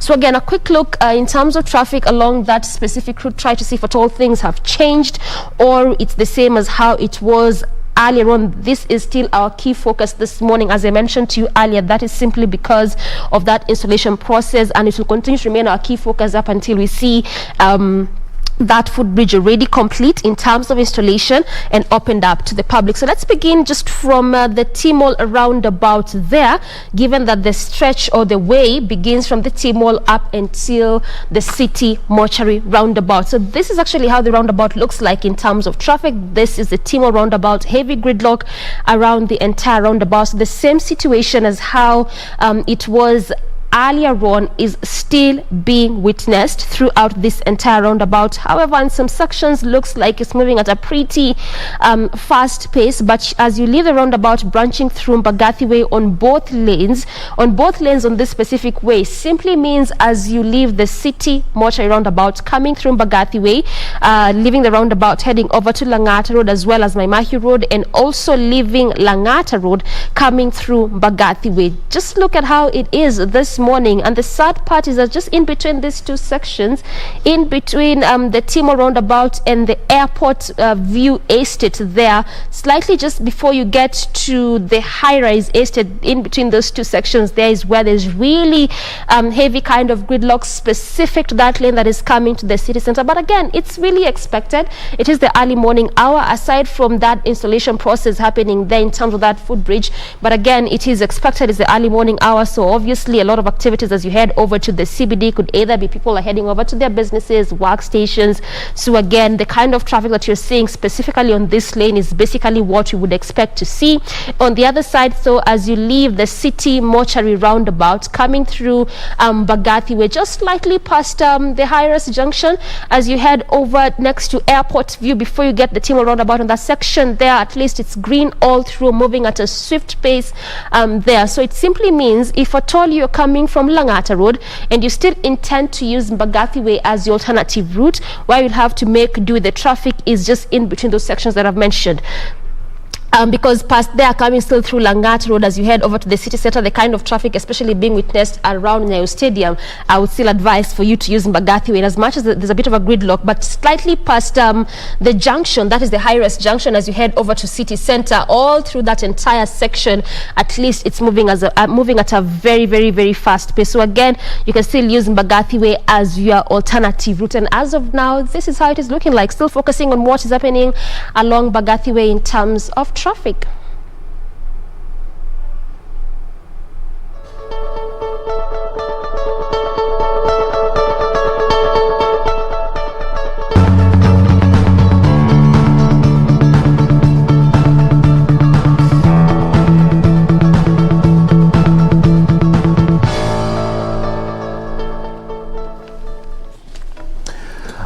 And welcome back. We are still continuing the discussion here on KBC Channel 1. This is Eye on the Politics, and I have two gentlemen here. Today is men's affair. No pun intended, all right? No pun intended. All right, let's talk about issues affecting us. Gentlemen, let's talk about the issue here on the front page of the Star newspaper. Matiang'i secret card in Raila and Uhuru 2022 succession plan. And of course, the story continues to say that probably he's being groomed for bigger roles, as well as the seat of presidency come 2022, as well as the spokesman of Nyanza once Raila Odinga is out of politics.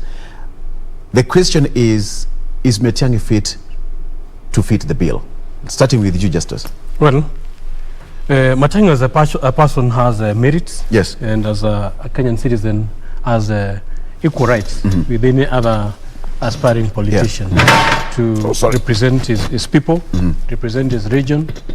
And the problem would be who is fronting him. And that takes me back to the same I give analogy of various war front or war styles. Yeah, so if he goes through the traditional political system, maybe he may inherit baggages that may actually overwhelm him. That's a challenge, because it depends on who is fronting who. But if we were to discuss based on their tactics and strategy, yes, he would be a suitable kingpin, because traditionally they've campaigned around tribal arithmetic, and bringing back the Kisii Nyanza basket, that becomes a serious vote basket for a bargain with any other geographical location. But I wonder whether the current generation, especially the majority voters, will buy into the traditional tribal kingpins, because that is another challenge that actually he may encounter if he pursue that strategy.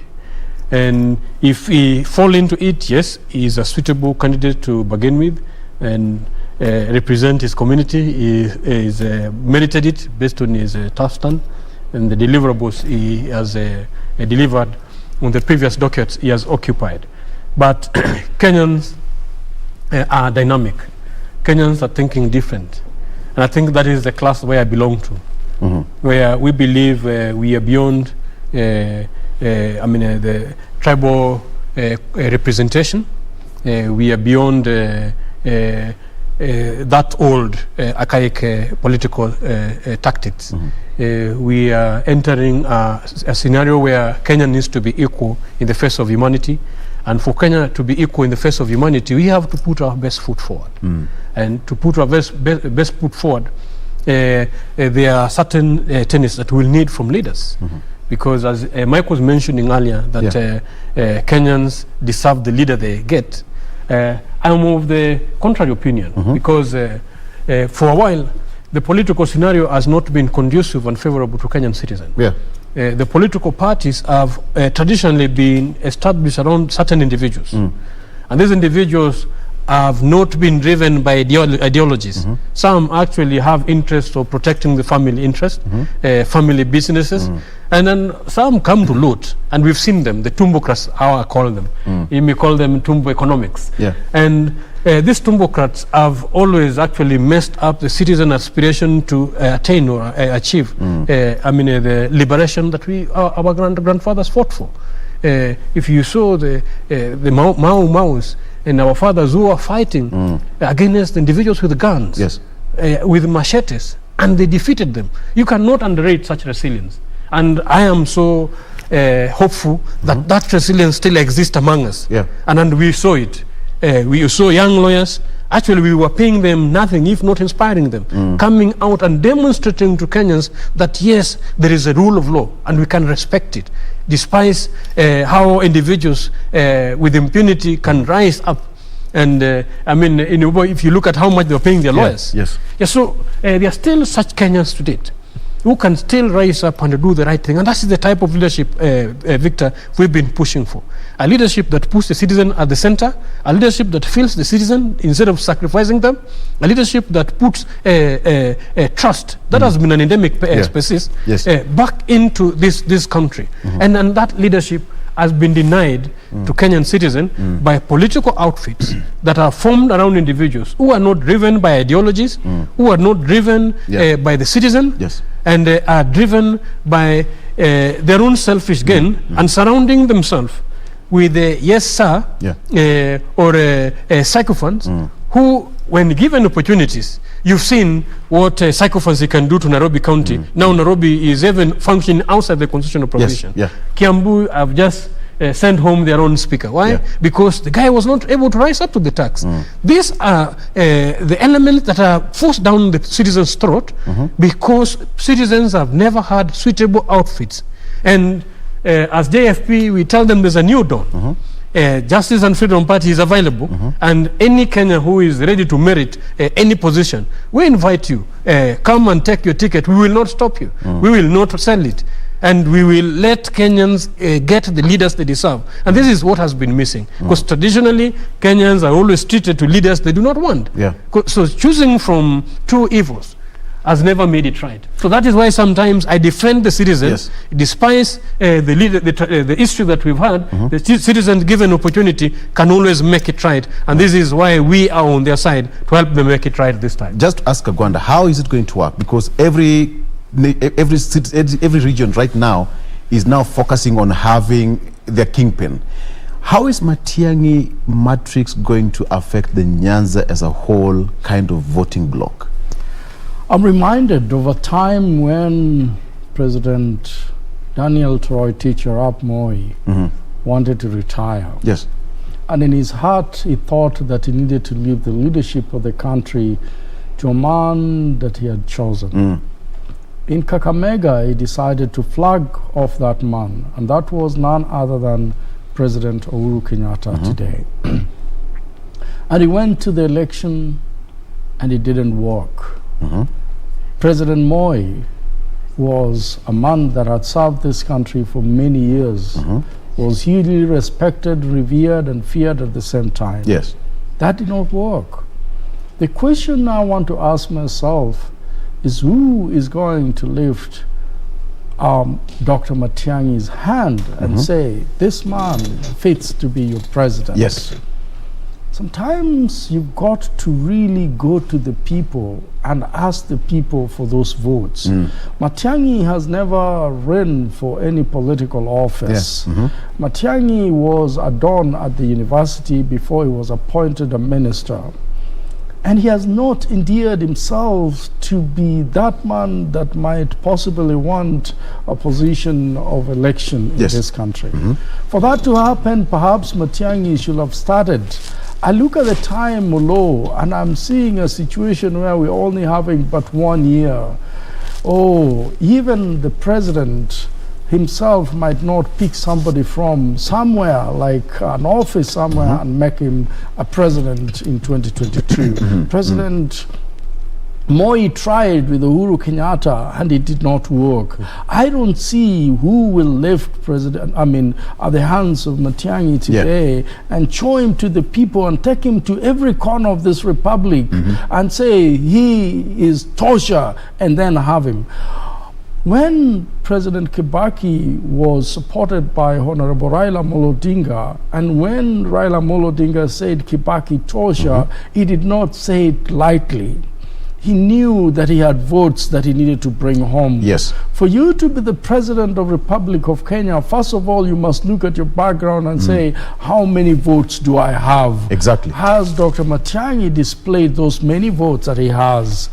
Honorable Matiang'i will be asked and tasked by the people that he will go to. And we don't know when that will happen, because today is a civil servant. By the way, I think it's expected that if you are running for any political office, by next year, February or something like that, you should have resigned. Yes. I'm hoping that men and women that have great potential and are looking forward to lead this country will have resigned by then. The question is, will Matiang'i resign by February or so to run for any political position? Until then, is not a question. The question is, what kind of political force would he bring? I still do not know, because the political force is determined by the votes that are supporting you. Yes. More recently, when there were campaigns in, I think it was in Nyamira. In Bomachoge. In Bomachoge. Yes. You can see what happened in Bomachoge when the police raided the governor's home. And that actually, painted him in a bad note. The position is, and sometimes it's very difficult to endear to the people, because first of all, you're looking at a position of the law, you're looking at a position of order and authority, you're looking at a position also of intimidation, and to that extent, you are looking like a policeman. Yes. Many people do not like policemen and the way they behave on our roads and many other places. Some are very good, I'm not saying all of them are, but when you become the prefect in the house and then suddenly you come back again. And remember, the prefect in a normal circumstances where we went to school is appointed by the teacher. You know, but in Everybody this case, in this case, you've been a prefect and you've been appointed by the head teacher and you're a prefect of your class. And people have seen some few things that did not go well in the election time, and even we've seen some demonstration. We saw what happened at the governor's house and things like that. You really have to quit that position and say, I want your votes, and you have to convince them that your position must actually be delinked from the person of whom you are, that you are a person that can serve the people. As to what you can bring on the table today, the question that we need to ask ourselves is how many votes are in Kisii? Are there neighbors like Bomet, Kericho? Are there neighbors, not Bomet, but Kericho, Kuria, Migori, Kisii? Yes. And even Homa Bay. Are there neighbors that will back him up? And I think he's not started running. And that brings me to my next question. That, you know, for quite a long time, the Nyanza region as a bloc has had the voice of Raila Odinga as the Nyanza spokesman. So shifting that baton to the Kisii region, how would that play out? Would Luos feel like, you know, it's now our time now to pass it over to another person? Or how will it weigh out come 2022? Is it ready to take the baton in the first place, Justice? Well, I don't like tribal politics, but but that's what's now happening right now, because every region is coming with a kingpin. I want to also emphasize on the baggage that he will be carrying, because it's based on who is fronting him, and I would go for merit. In terms of merit and performance, is somebody actually, that is why you will find such discussion, even the newspaper giving him such recognition. He has merited that thought, even to be considered as a presidential candidate, which is fair enough. But as he says, yes, he needs to have his own constituency, he needs to play his cards right. And what Star is insinuating is very interesting, because sometimes some people used to call Star gutter press, but I'm not going to say that. But I think it's giving us a gossip, which in the political arena is can be considered based on the merit that these fellow Kenyans have demonstrated in the portfolios that he has held. But when we are talking about presidency, yes, in the tribal arithmetic, the way you're putting it, it becomes a bit technical, because that community is special in its own way. And I come from the same community. And some of them, like our fellow Luos, don't just follow because they're following you. Some of them, traditionally, if you look historically at who they've been, are inspired by certain tenets or behaviors. And if one is able to resonate with that, then you stand opportunity. And I would not want to be limited to him as a choice. Nyanza has brought in so many sons, including me. So if he plays better than me, well and good, we will appreciate and support. But if I play better than him, then you support. What are his chances of, you know, ascending to the top seat? Depending on whichever way you look at it, you know, with all the political forces now ready to form, the alliances ready to come up, we'll see more, you know. Well, among the change that we are looking for, he stands as an alternative, because if he's able to dissociate himself from the foxes and the wolves and get back to the people, which is a bit difficult right now, based on the baggages that he's having on his back. And I would also really not focus there, because if he was to bring any change, this gentleman has served at the helm of various areas, especially key is education sector, which is a challenge that this country is, have to resolve, because most of our issues that we are facing is as a result of our education system, and the education system informs a lot of mindset change that we need to move to the next level. I saw President Yoweri Museveni blaming Africans for sitting back and waiting for outsiders to help them.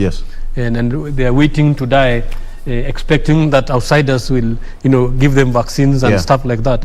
And I, for once, actually speaking sense on the things that they ought to have been championing. Because the challenge that is making Africa to think the way it's thinking is because of the education system. Train a child in the way they should go when they're young, and they'll not depart from those ways. Our education system to date has not focused on character development, has not focused on innovation, has not focused on critical thinking, has not actually focused on raising up independent students who do not have to be employed.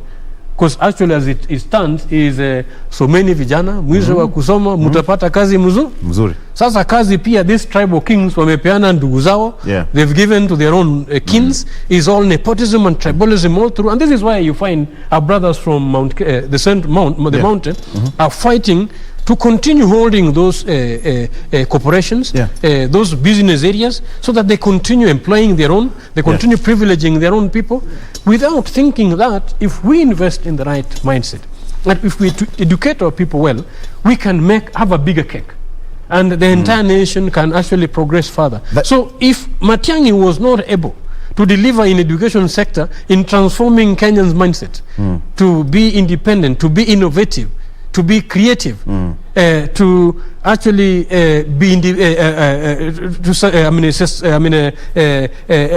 the aspiration that the Kenyan dream has always longed for, the elusive dream, then I wonder what he will bring to the table when we are thinking about ideologies. I will easily kick him out of the table. Mike, the question right now is, ODM Raila Odinga is a busy man right now. He's been to Mombasa several times because the unity at the coast is not what people thought it would be right now. He's working for Matiang'i, as put on the papers, and right now he's also focusing on Mombasa. How is it going to be for him now that Mombasa has been perceived to be an ODM stronghold and the unity in that particular region is under threat? Take this to the bank. Yes. I don't think Raila is in a place to tell anybody today that so-and-so Tosha. I think Raila is going to run for president. Take this to the bank. What if he says somebody's son so Tosha? That is exactly what the NASA brigadier have been trying to look for. We have Honorable Kalonzo Musyoka saying very well that it's his stand, that it needs to be supported within the NASA. We know that Musalia Mudavadi has said that a number of times, that it's his stand, that it needs to be supported, and Raila needs to support him, specifically Raila. The NASA fraternity knows very well that no single one of them can amount to be the President of the Republic of Kenya unless they're supported by Honorable Raila Amolo Odinga. Raila Amolo Odinga does not just support. He supports because he has votes that is gotten in this country. Many, many millions of votes. And those votes, that's what a politician is looking for. When you're going for battle, first of all, you need to look at your backyard and say, how much prepared am I? Raila is prepared with the votes that you cannot underrate. He's prepared with the votes that made the President of the Republic of Kenya to say, gentlemen, let's sit on the table and agree on how we can run this country. For 7-point-something million people behind him. And literally shake hands in the interest of this country, not on our personal interests. And perhaps that's why we've seen the peace and tranquility that has actually run in the second Uhuru government.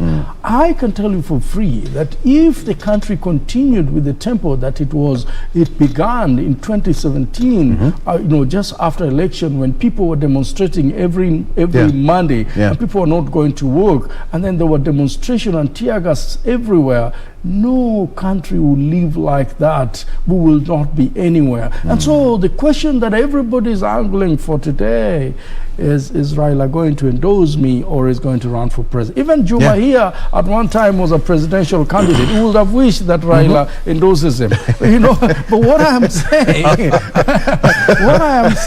that is if wishes were horses. What I am saying, that's what you call a hit below the belt. But that's a reality, because even my colleague here will tell you he has the votes, and the country knows that he has the votes, and those votes are very important for a presidential aspirant. And I want to bring you to where it matters most. Look at our presidency.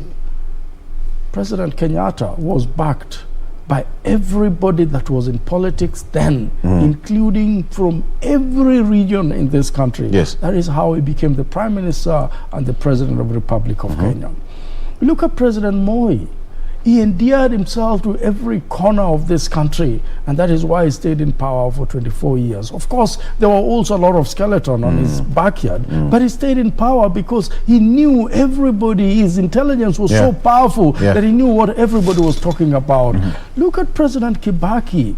He did not become the president. In fact, he ran the first time and he was not able to. He did not become the president alone. He became the president because people came together and made him the president. Look at President Uhuru Kenyatta. He looked for people around, and he ran for president the first time, and he realized that he could not do it. He looked for William Somaya Ruto, and he realized that he could get the Rift Valley votes and bring it and join it with other votes, and so he could win. He also knew very well that he was having a formidable challenge from Honorable Raila Amolo Odinga. Today, President Uhuru Kenyatta is not running.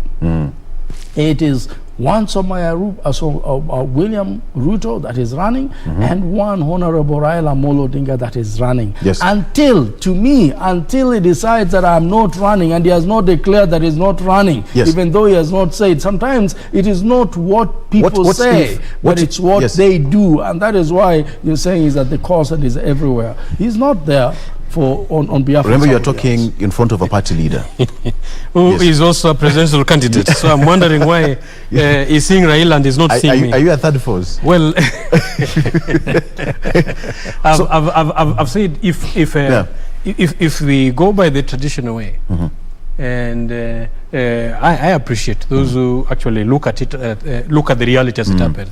But some of us, where we're coming from, I think probably that is, we resonate with Kenyans who can make what has never been a be. Because I think that is what a good leader is, to make what has never been be. We believe that it's no longer what the people, the sycophants who follows. It is the constitution and the power. He comes from an area where somebody is known.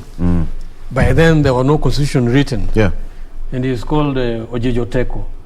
And when the colonialists actually rose and they were taxing people and collecting cows, and Ojijo stood in front of the governor, colonial governor, and told him that the cows of Kanjira are not going. And the governor asked him, how?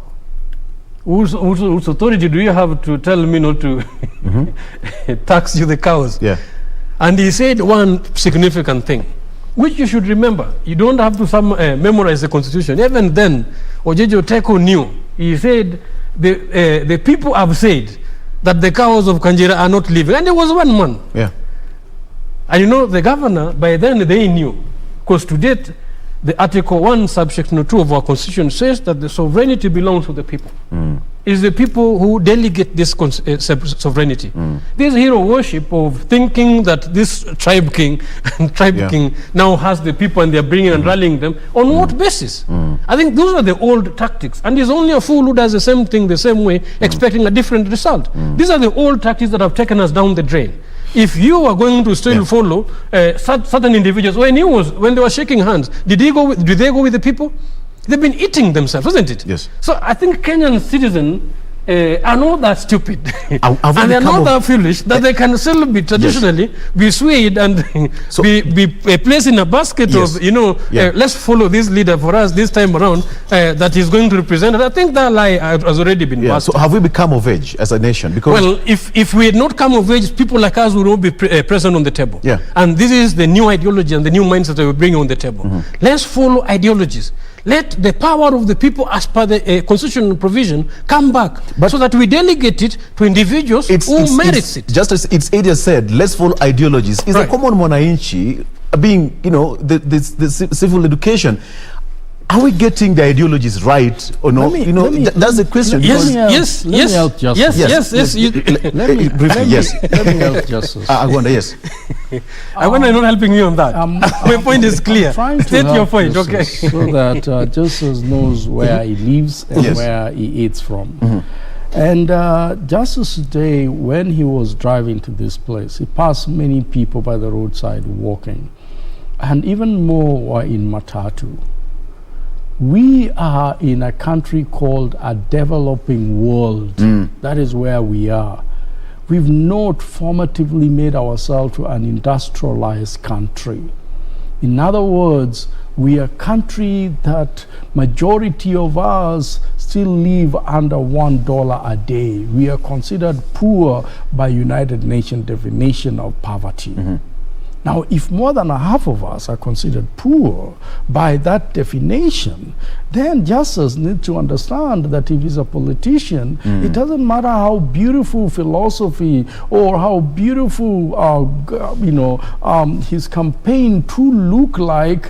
If he doesn't have money to give to these people, they will not listen to him.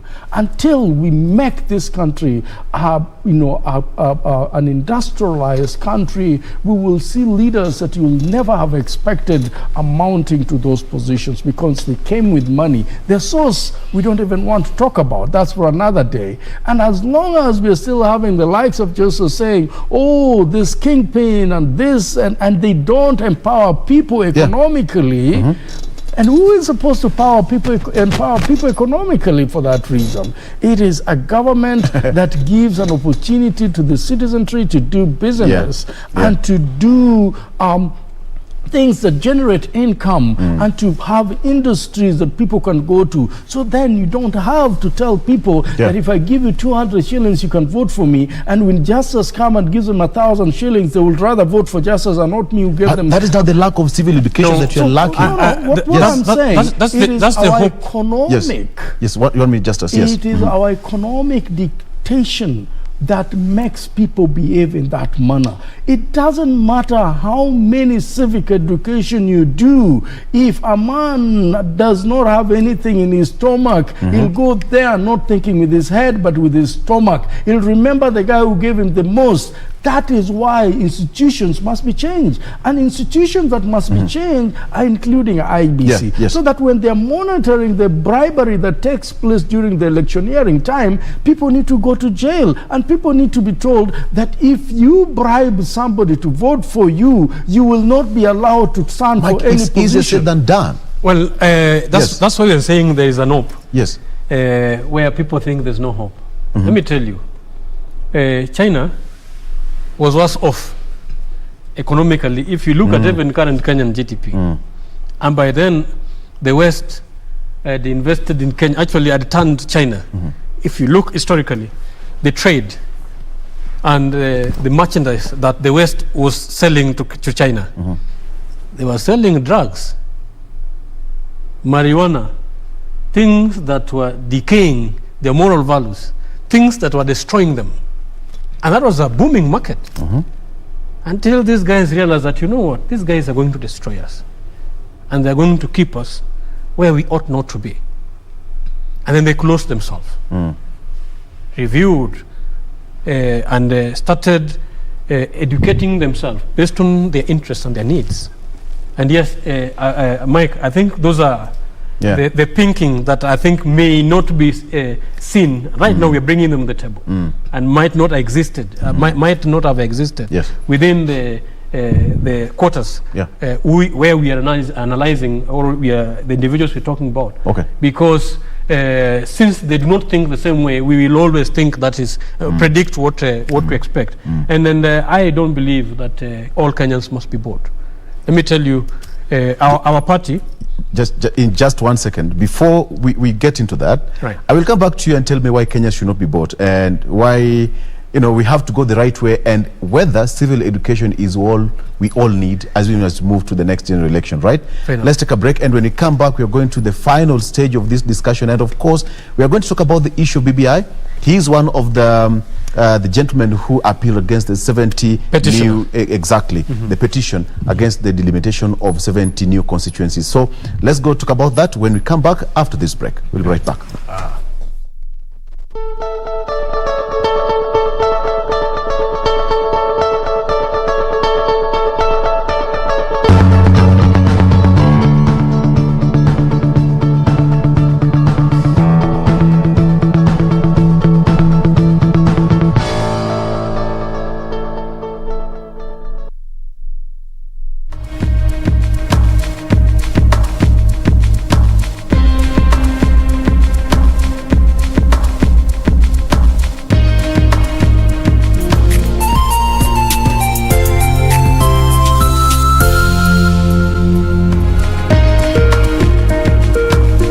Be sure, check out for a KDIC sticker in your banking hall.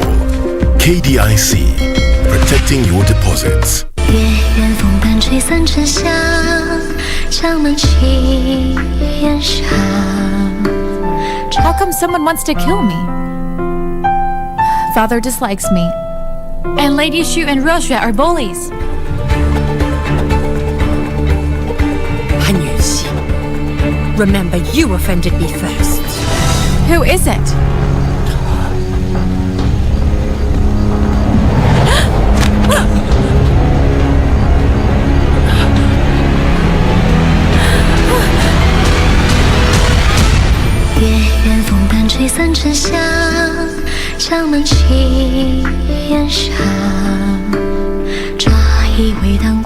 Quiero amarte de una forma diferente, de otro modo. What do you want now? After what you did, I don't want you anywhere near me. Please forgive me for what happened. Do you think what you did to me can be easily forgiven? Have no restraint when you've set your mind on doing something. Goodness, you're so cold and cruel. How can you, my own son? Look, I swear to you, I'm telling the whole truth. All I want you to do is to contact my sister to let her know that I'm here. And I want you to inform her that she's in danger. All that I'm asking you is to get in touch with my sister and let her know, please. Quiero amarte de una forma diferente, de otro modo, nunca igual al de otra gente. Get the VIP access to the best shows on KBC Channel 1. We have something different, something special to spice you up. Get ready for new, exciting and captivating dramas. Movies. Love the smell. Comedy. I went to the popos. Drama. Did he assault the queen in my house, in my presence? News, sports, and so much more. Do the things that make you happy on KBC Channel 1.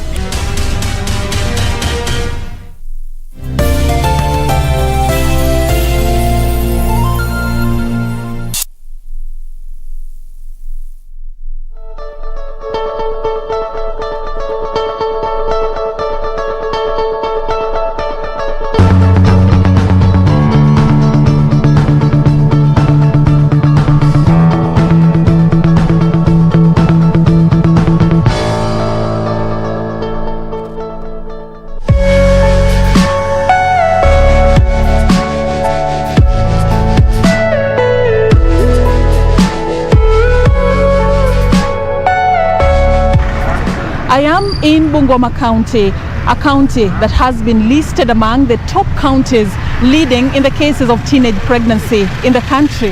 It escalated.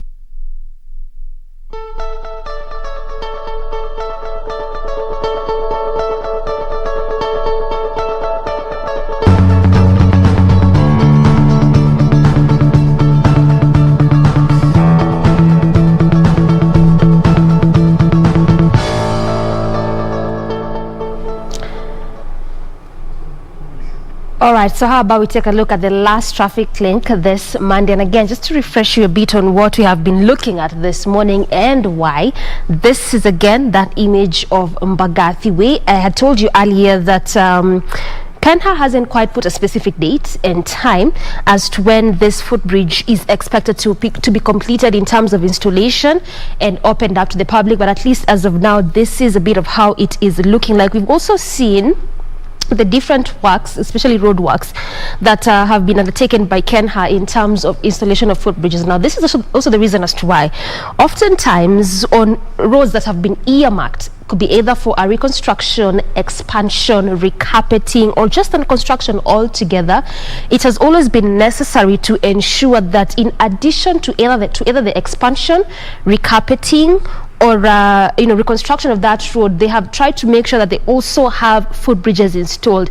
This is why, is because most of these roads that have been earmarked for either of these or road projects or road works, especially when they are expanded, it becomes very difficult for pedestrians in terms of crossing over from one side of the road to the other side of the road. Now, this is also one of the reasons as to why you'd experience heavy kind of gridlock on most of these major roads, because if there's a lack of this footbridges, then it only means that pedestrians have to use the roads which are being used by both public as well as private vehicles, the motorcycles, instead of using these footbridges. That's why you could notice that oftentimes you'd have the traffic police either stopping these vehicles just to try and ensure that pedestrians cross over from one side of the road to the other side.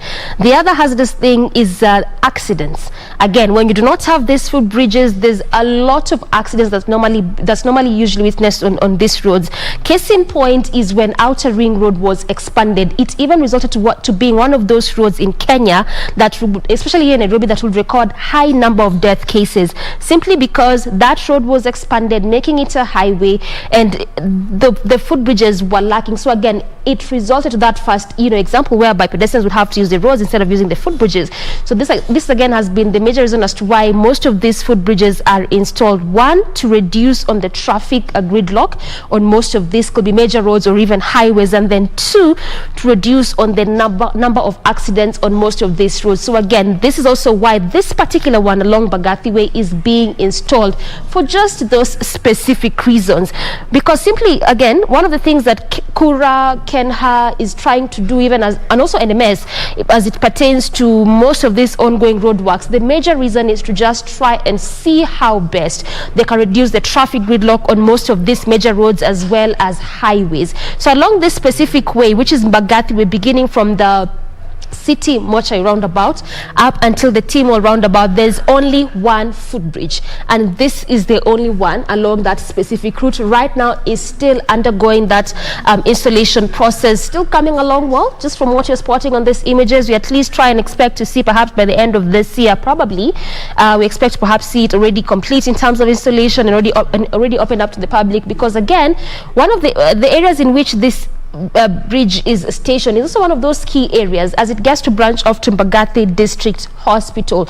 So again, the other thing that also they're trying to do is try and ensure that even as they're trying to designate various areas where they're going to install footbridges, it's one of those areas where it's just busy areas, perhaps could be next to a bus terminus or next to a hospital or next to different kind of amenity. And that's why we've also seen along Gong Road the areas in which they have designated the footbridges, the three that needs to be installed in between phase 1 and phase 2. One of them is at Kenyatta Hospital, the other one is at Coptic Hospital. So that's also one of the things that they're trying to do, again, just for the same reason, to reduce the traffic flow, and again to make it easy for pedestrians to cross over from one side of the road to the other side. In addition to that, just trying to see how best they can reduce on accidents. So before we quickly just finish up on traffic this morning, let's try and see very, very quickly how this area is doing right now. We try and see if at all things have changed or in the same situation as how it was earlier on. Look at this, things have changed right now. Wow, this is actually very beautiful because right now it's green all through. Look at that. So it means that right now things are the traffic has opened up altogether, and the beauty is that this is actually on both lanes. So as you leave the Timor roundabout coming through Mbagathi Way, heading over to the City Mortuary roundabout, as you head over to the city center via Valley Road, and also as you leave those areas that I'm just mentioning, coming through the City Mortuary roundabout as you head over to Mbagathi Way. Look at how it is looking like this morning. Green all through, moving at a swift pace. So it means if you're coming from areas around Gumo, High Rise, Airport View, coming to the city center, this is the best time for you to do that. Again, it also means if you're coming from Langata Road and you do not want to make do the traffic, especially around past the Timor roundabout, coming to the city center, again, this is still the best time for you to use Mbagathi Way as your alternative route, because this is how it's looking like this morning. Green all through, you know, moving at a very, very swift pace. So yeah, this is how it's looking like this morning in terms of traffic. Our focus has just been keenly on what has been happening along Mbagathi Way, and again, I will reiterate that this will remain one of those key roads up until we see this footbridge already coming up so well and opened up to the public. Thank you. What's happening on our roads, and of course, just be careful. Over the weekend, people spend hours on Mombasa Road. Always, you know, keep time and be at the right place at the right time. All right. We are coming to the tail end of this discussion, but we are having a discussion right now. And just as before we went on a break, you are saying something. Probably can just pick it from there. Yes. Yes. I said China changed. Yes. And China managed to change because of their extreme departure from the norms. And these are the thinking that should inform the citizen, especially the Kenyan citizen, if we really want or we are interested in a change. We have to think outside the box. Sometimes I'm not the type who want to be a small fish in the big sea. You can create your own your pond and then be a big fish. And Kenya is capable. So far, Kenya is a giant as an economy in East Africa. The people who are failing Kenya are the leadership that Kenya is having. And you have selfish, myopic, short-sighted leaders who have refused to allow this country to shine. Because even when you're talking about technology, Kenya was the founder. Actually, we were championing in M-Pesa, the cashless transaction, or the M-Pesa cash transfer. It began here. And if we were able to just tap in a little bit into this talent, into this creativity, and just need tweaking and maneuvering the education curriculum, get it away from the exam centerness, and allow Kenyans to be innovators. Even during these tough times, normally tough times determine and describes an individual. Exactly. That's when you know who true color of Mike can be. Give him crisis. And crisis that we were having, especially with this pandemic, to me it was historical. We could have used this opportunity to actually showcase to the world that we are different. And we would even inform the next generation on how to handle crisis. It was an history given to us. But some leaders decided to handle it. Actually, their approach was inverted. Then they first of all looked at KEMSA iko wapi. You know, what, and they fulfill the committee with the interesting family members and, you know, businessmen who, when the world actually is mitigating and giving relief to their workers, some were busy. Some banks were busy firing people and sending them home, and even leaders were busy sending the employees home. And these are not individuals who are able to write the history that Kenya desire. And this is why I'm so convinced that as citizens, we deserve good leadership, and the citizens have been inhibited by the bad leadership we've been having. And given opportunity, because I have seen Kenyans given opportunity. You see them in the track. Those guys are different. Even in the soccer, if you give Kenyans opportunity, they excel. But this education system curtail talent development. You can't go to the field and play soccer effectively. It's not enabling you. It wants you to be a doctor, it wants you to be an engineer or an accountant. By the end of the day, what does the market need? I see Mike. Yeah, I actually want to say... Voice is blazing somewhere. Okay, Mike, let him motor. It's telling us the symptoms. It's not telling us how we can solve this problem. I totally agree with them. The Jubilee government has not done very well in supporting the civil society in this country. Remember, what brought Moi into reality is when the civil society came out very strongly, and there was a lot of civic education. When President Uhuru Kenyatta came into power, some of the few people that he fought with was the civil society as well as the donors that were supporting those civil societies. I think that has to change. If we want this country to change, like Juma is saying, I really think it is important that you must empower the small groups that are called community-based organizations. You know, everywhere in this country. And I remember when we were growing up, we had all these community-based organizations.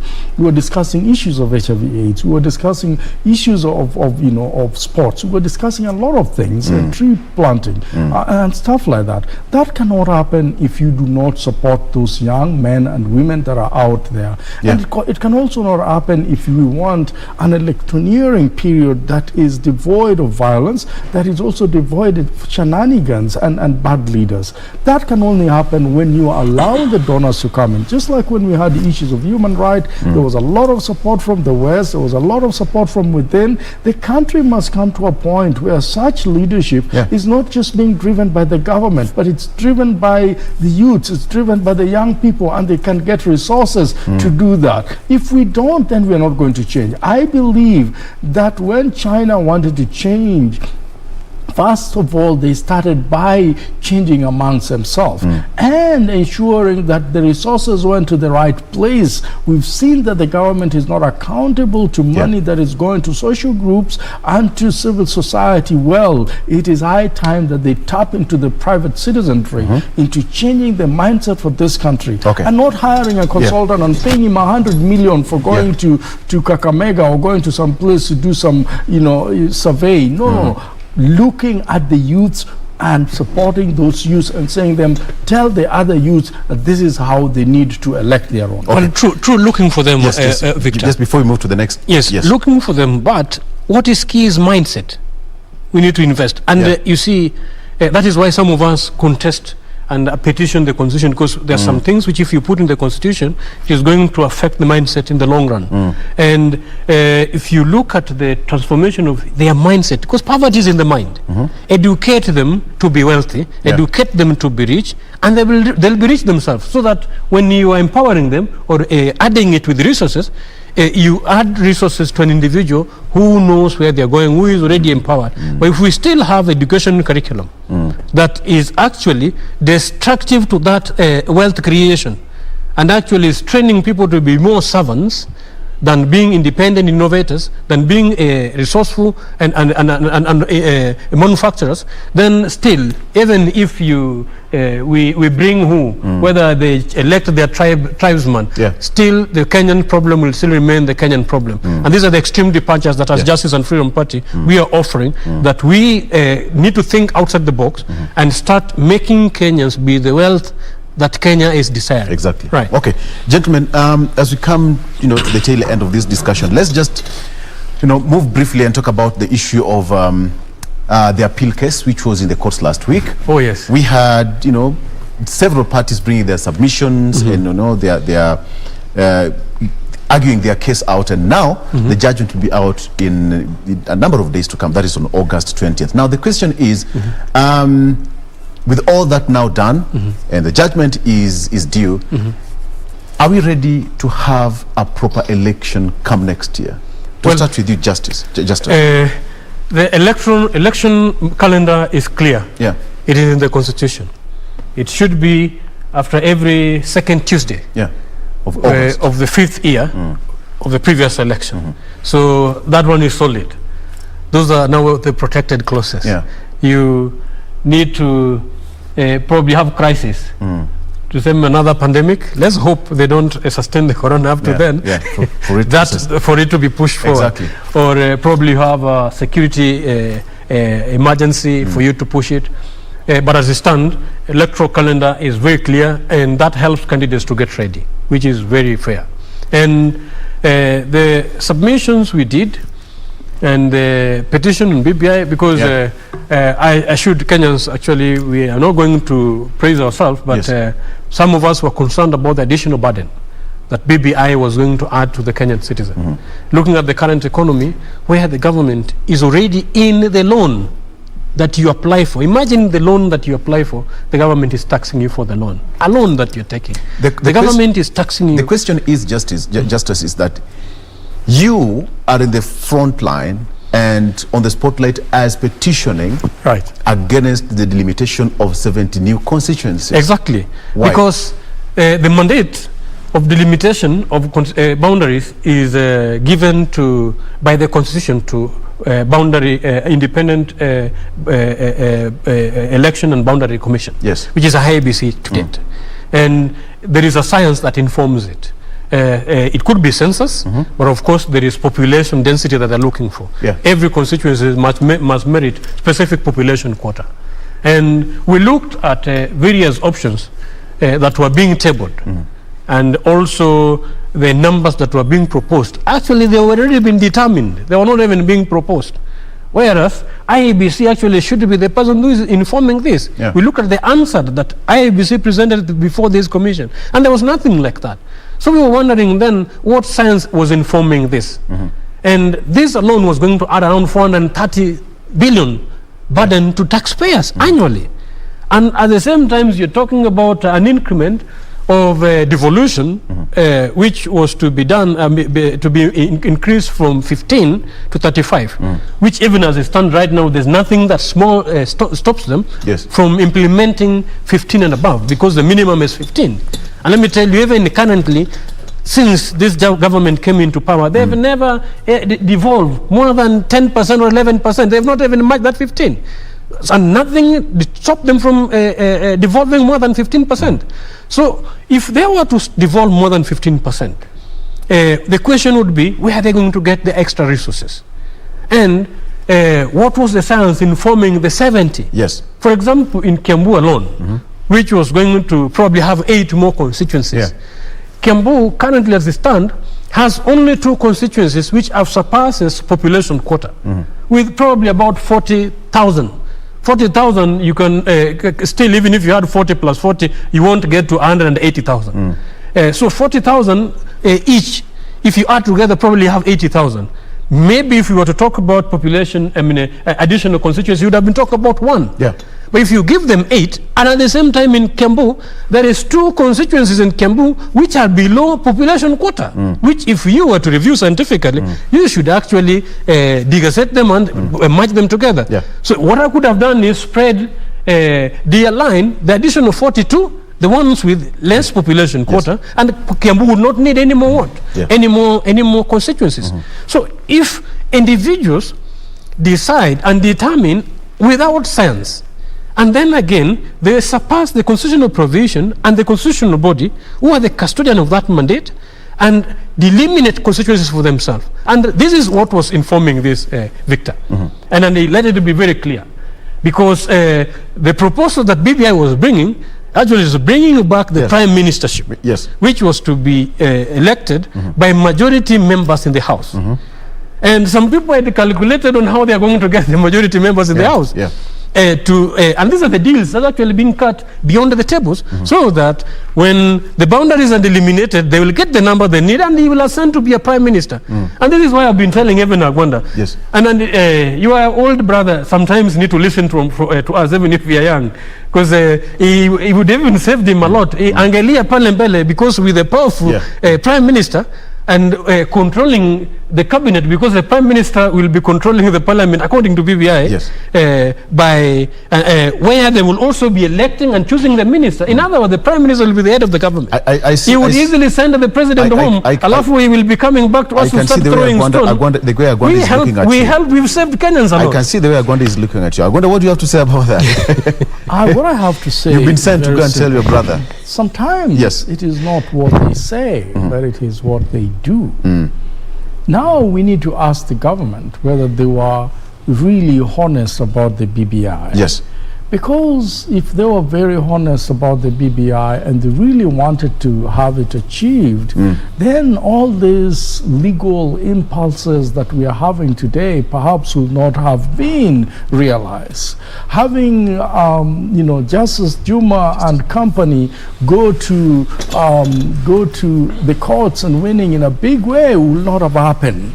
The question is, what is the legal advisor of the president doing? Because this is not a shame to the Republic of Kenya, but it's also a shame to the presidency, office of the presidency.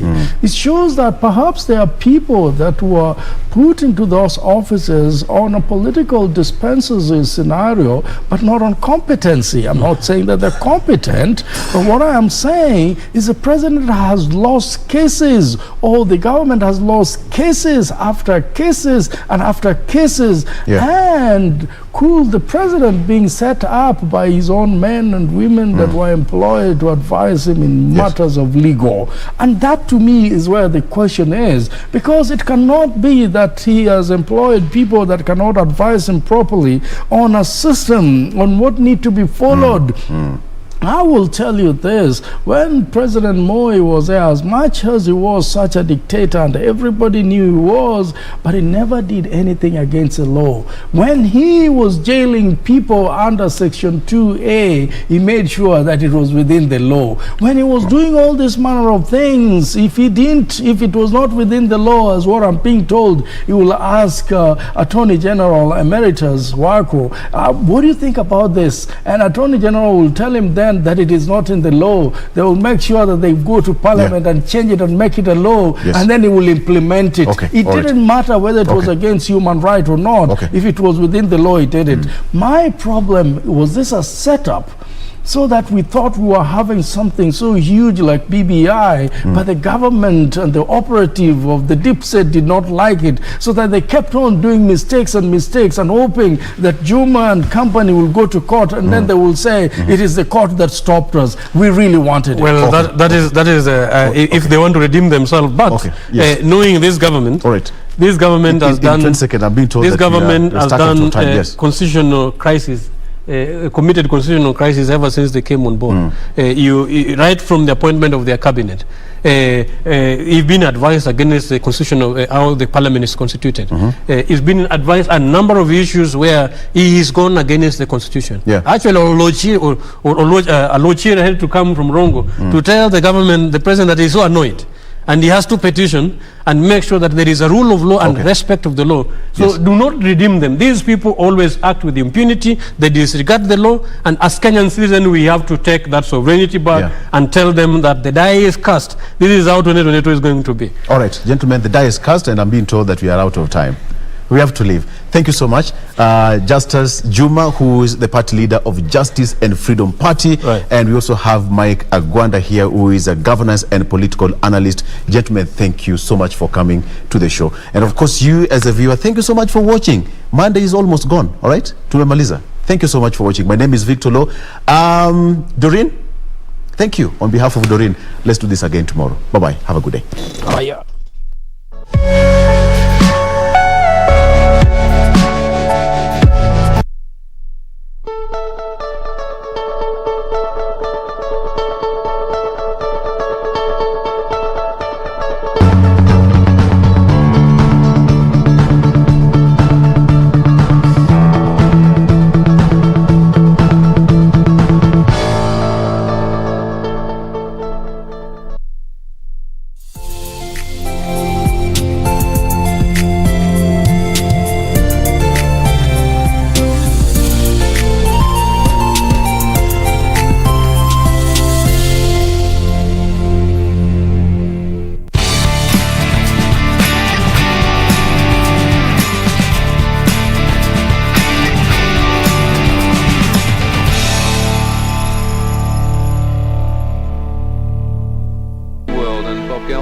They gave it all with every bit of strength that was left in them in pursuit of glory.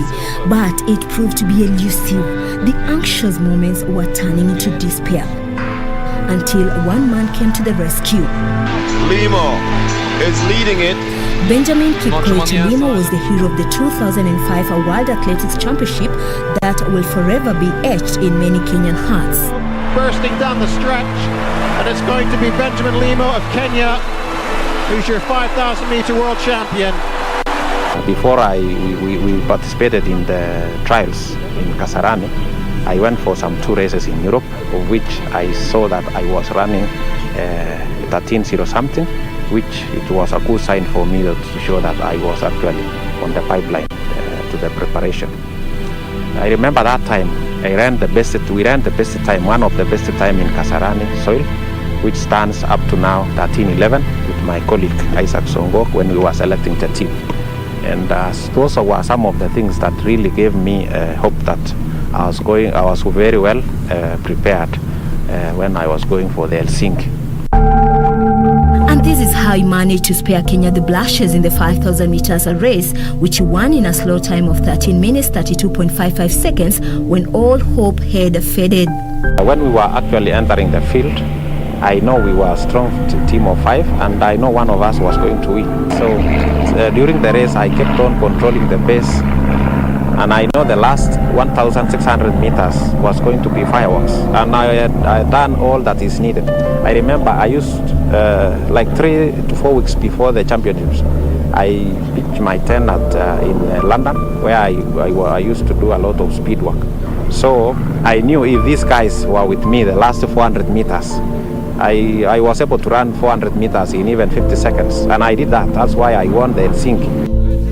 And the Lord does work in mysterious ways, for he not only brought a joy to the nation, but the family as well. In everything, oh, double, double. Oh, for behold, a son was born to him too, that will carry on his legacy. The baby came during when we were running the hits. You know, before the finals, you have to run the hits. So, and that I think I was almost being ruled out of the competition because I qualified under the best losers. Everybody has to do his role. Mom has played his role together as the son, and also it was my challenge now to deliver another gold medal. It has also motivated my son up to now that he is a good dream runner. He wants to run like me.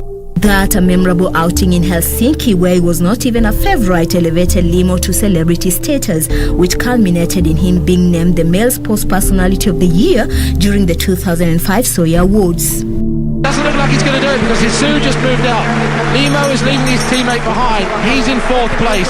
It was befitting given that he had come so close back in 1999 in Sevilla, where he was forced to settle for second best after charging from the back as is known in a record-breaking race won by Salah Hisu of Morocco. Limo's coming through. Limo gets the silver medal. Hisu wins this championship. Benjamin Limo had by then established himself in cross-country running, where it all began in 1998 when he flew out to Marrakesh. Cross-country remains one of my best events in running. Simply because, you know, cross-country is about engaging your strength and your ability, and also using your mind at some point. Because cross-country running is not about the speed that you might have, but the tactics and some of the ability, because part of the road is mud, with water, there is all these up hills, down hills, there is corners, so many things in cross-country. A year later, he was able to win the 4-kilometer short course race in Belfast in Northern Ireland. There was no competition actually. I ran from start to finish ahead of everyone, and I sprint to the finish, and I won the gold medal. But this one in 2003 in Lausanne, that one was very strong field, and for anybody who won that event was really very strong. He later settled for third in 2001 and 2003 after an injury-prone season that saw him mount one of the most formidable challenge against the emergence of Ethiopia's Kenenisa Bekele. We prepared very well in Embu, and our main focus was to finish Kenenisa Bekele. That time I decided to run from kilometer 1 to kilometer 4 in front, and we were running with my my fellow athletes, John Kipowen, and I remember at one point towards the finish, I told him you have to remain from behind because we needed a backup for him, so that if I was tired, we had somebody who was going to attack him.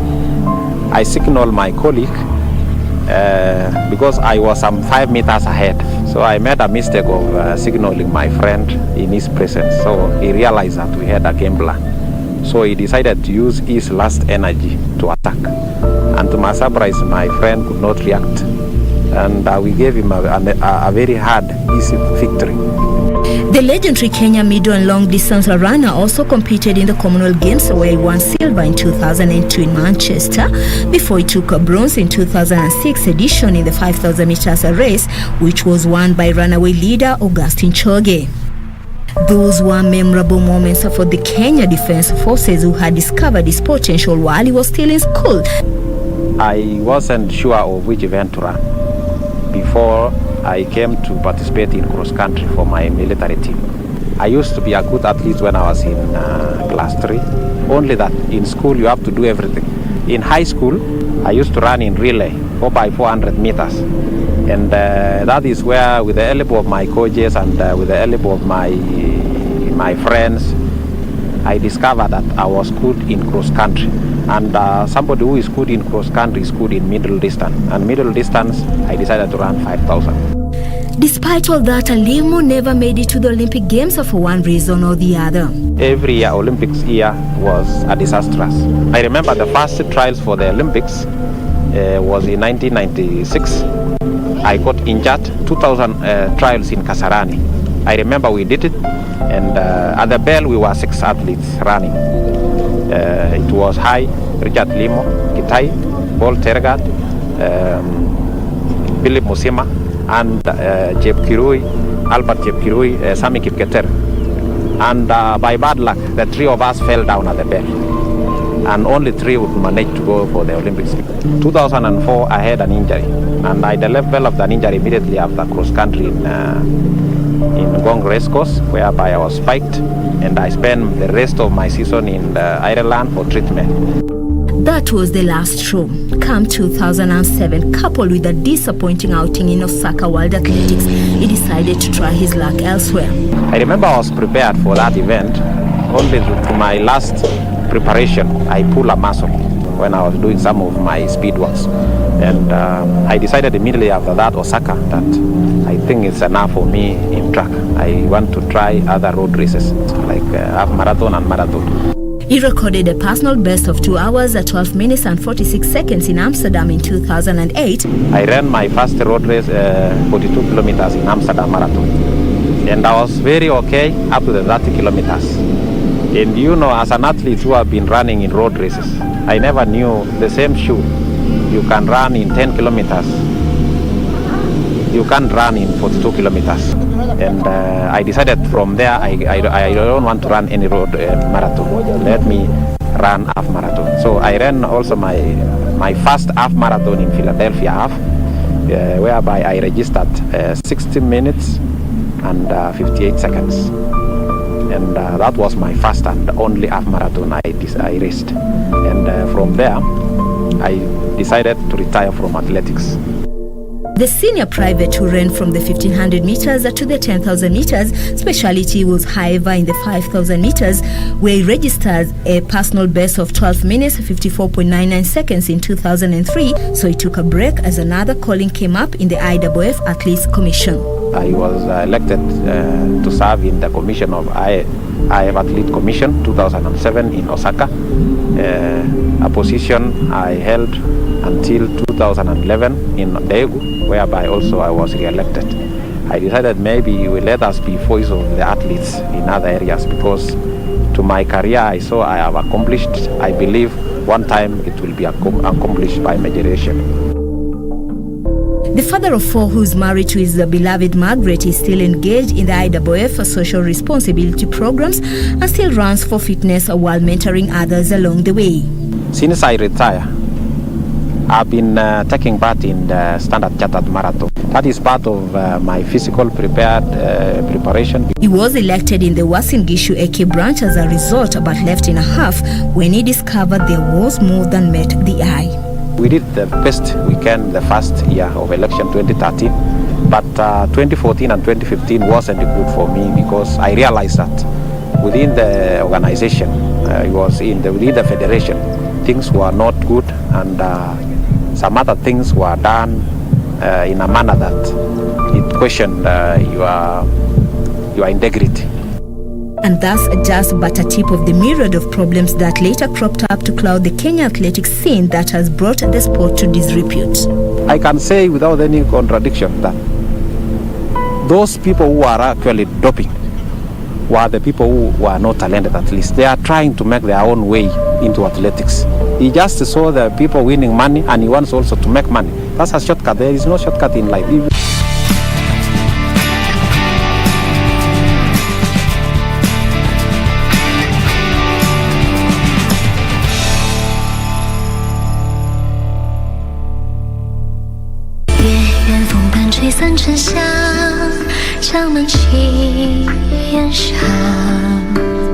How come someone wants to kill me?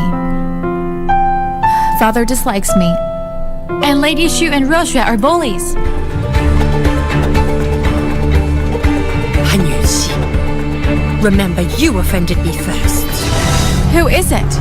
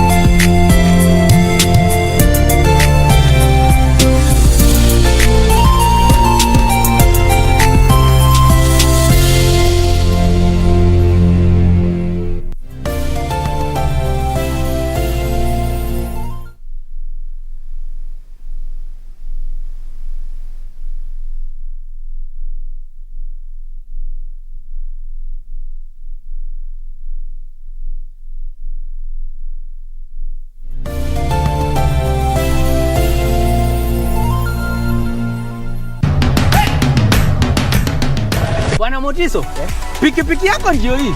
Uko shwani yangu. Hii pikipiki ni unakumbuka uliekelea the lowest unique bid yako ilikuwa ngapi? 18 shillings. Na unajua kuendesha hii gari?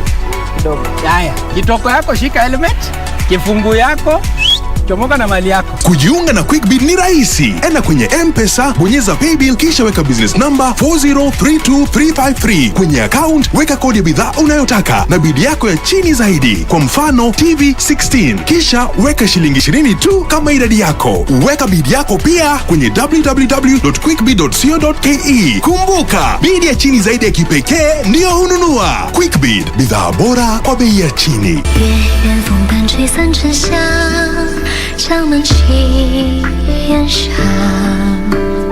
How come someone wants to kill me? Father dislikes me. And Lady Shu and Rosha are bullies. Han Yuxi, remember you offended me first. Who is it?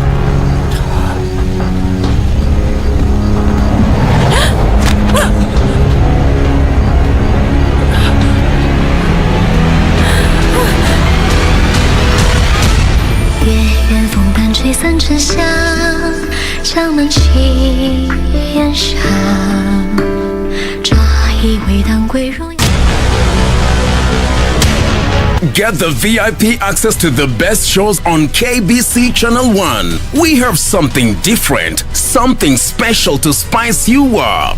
Get ready for new, exciting and captivating dramas. Movies. I love the smell. Comedy. I went to the Popos. Drama. Did he assault the Queen in my house, in my presence? News, sports and so much more. Do the things that make you happy on KBC Channel 1.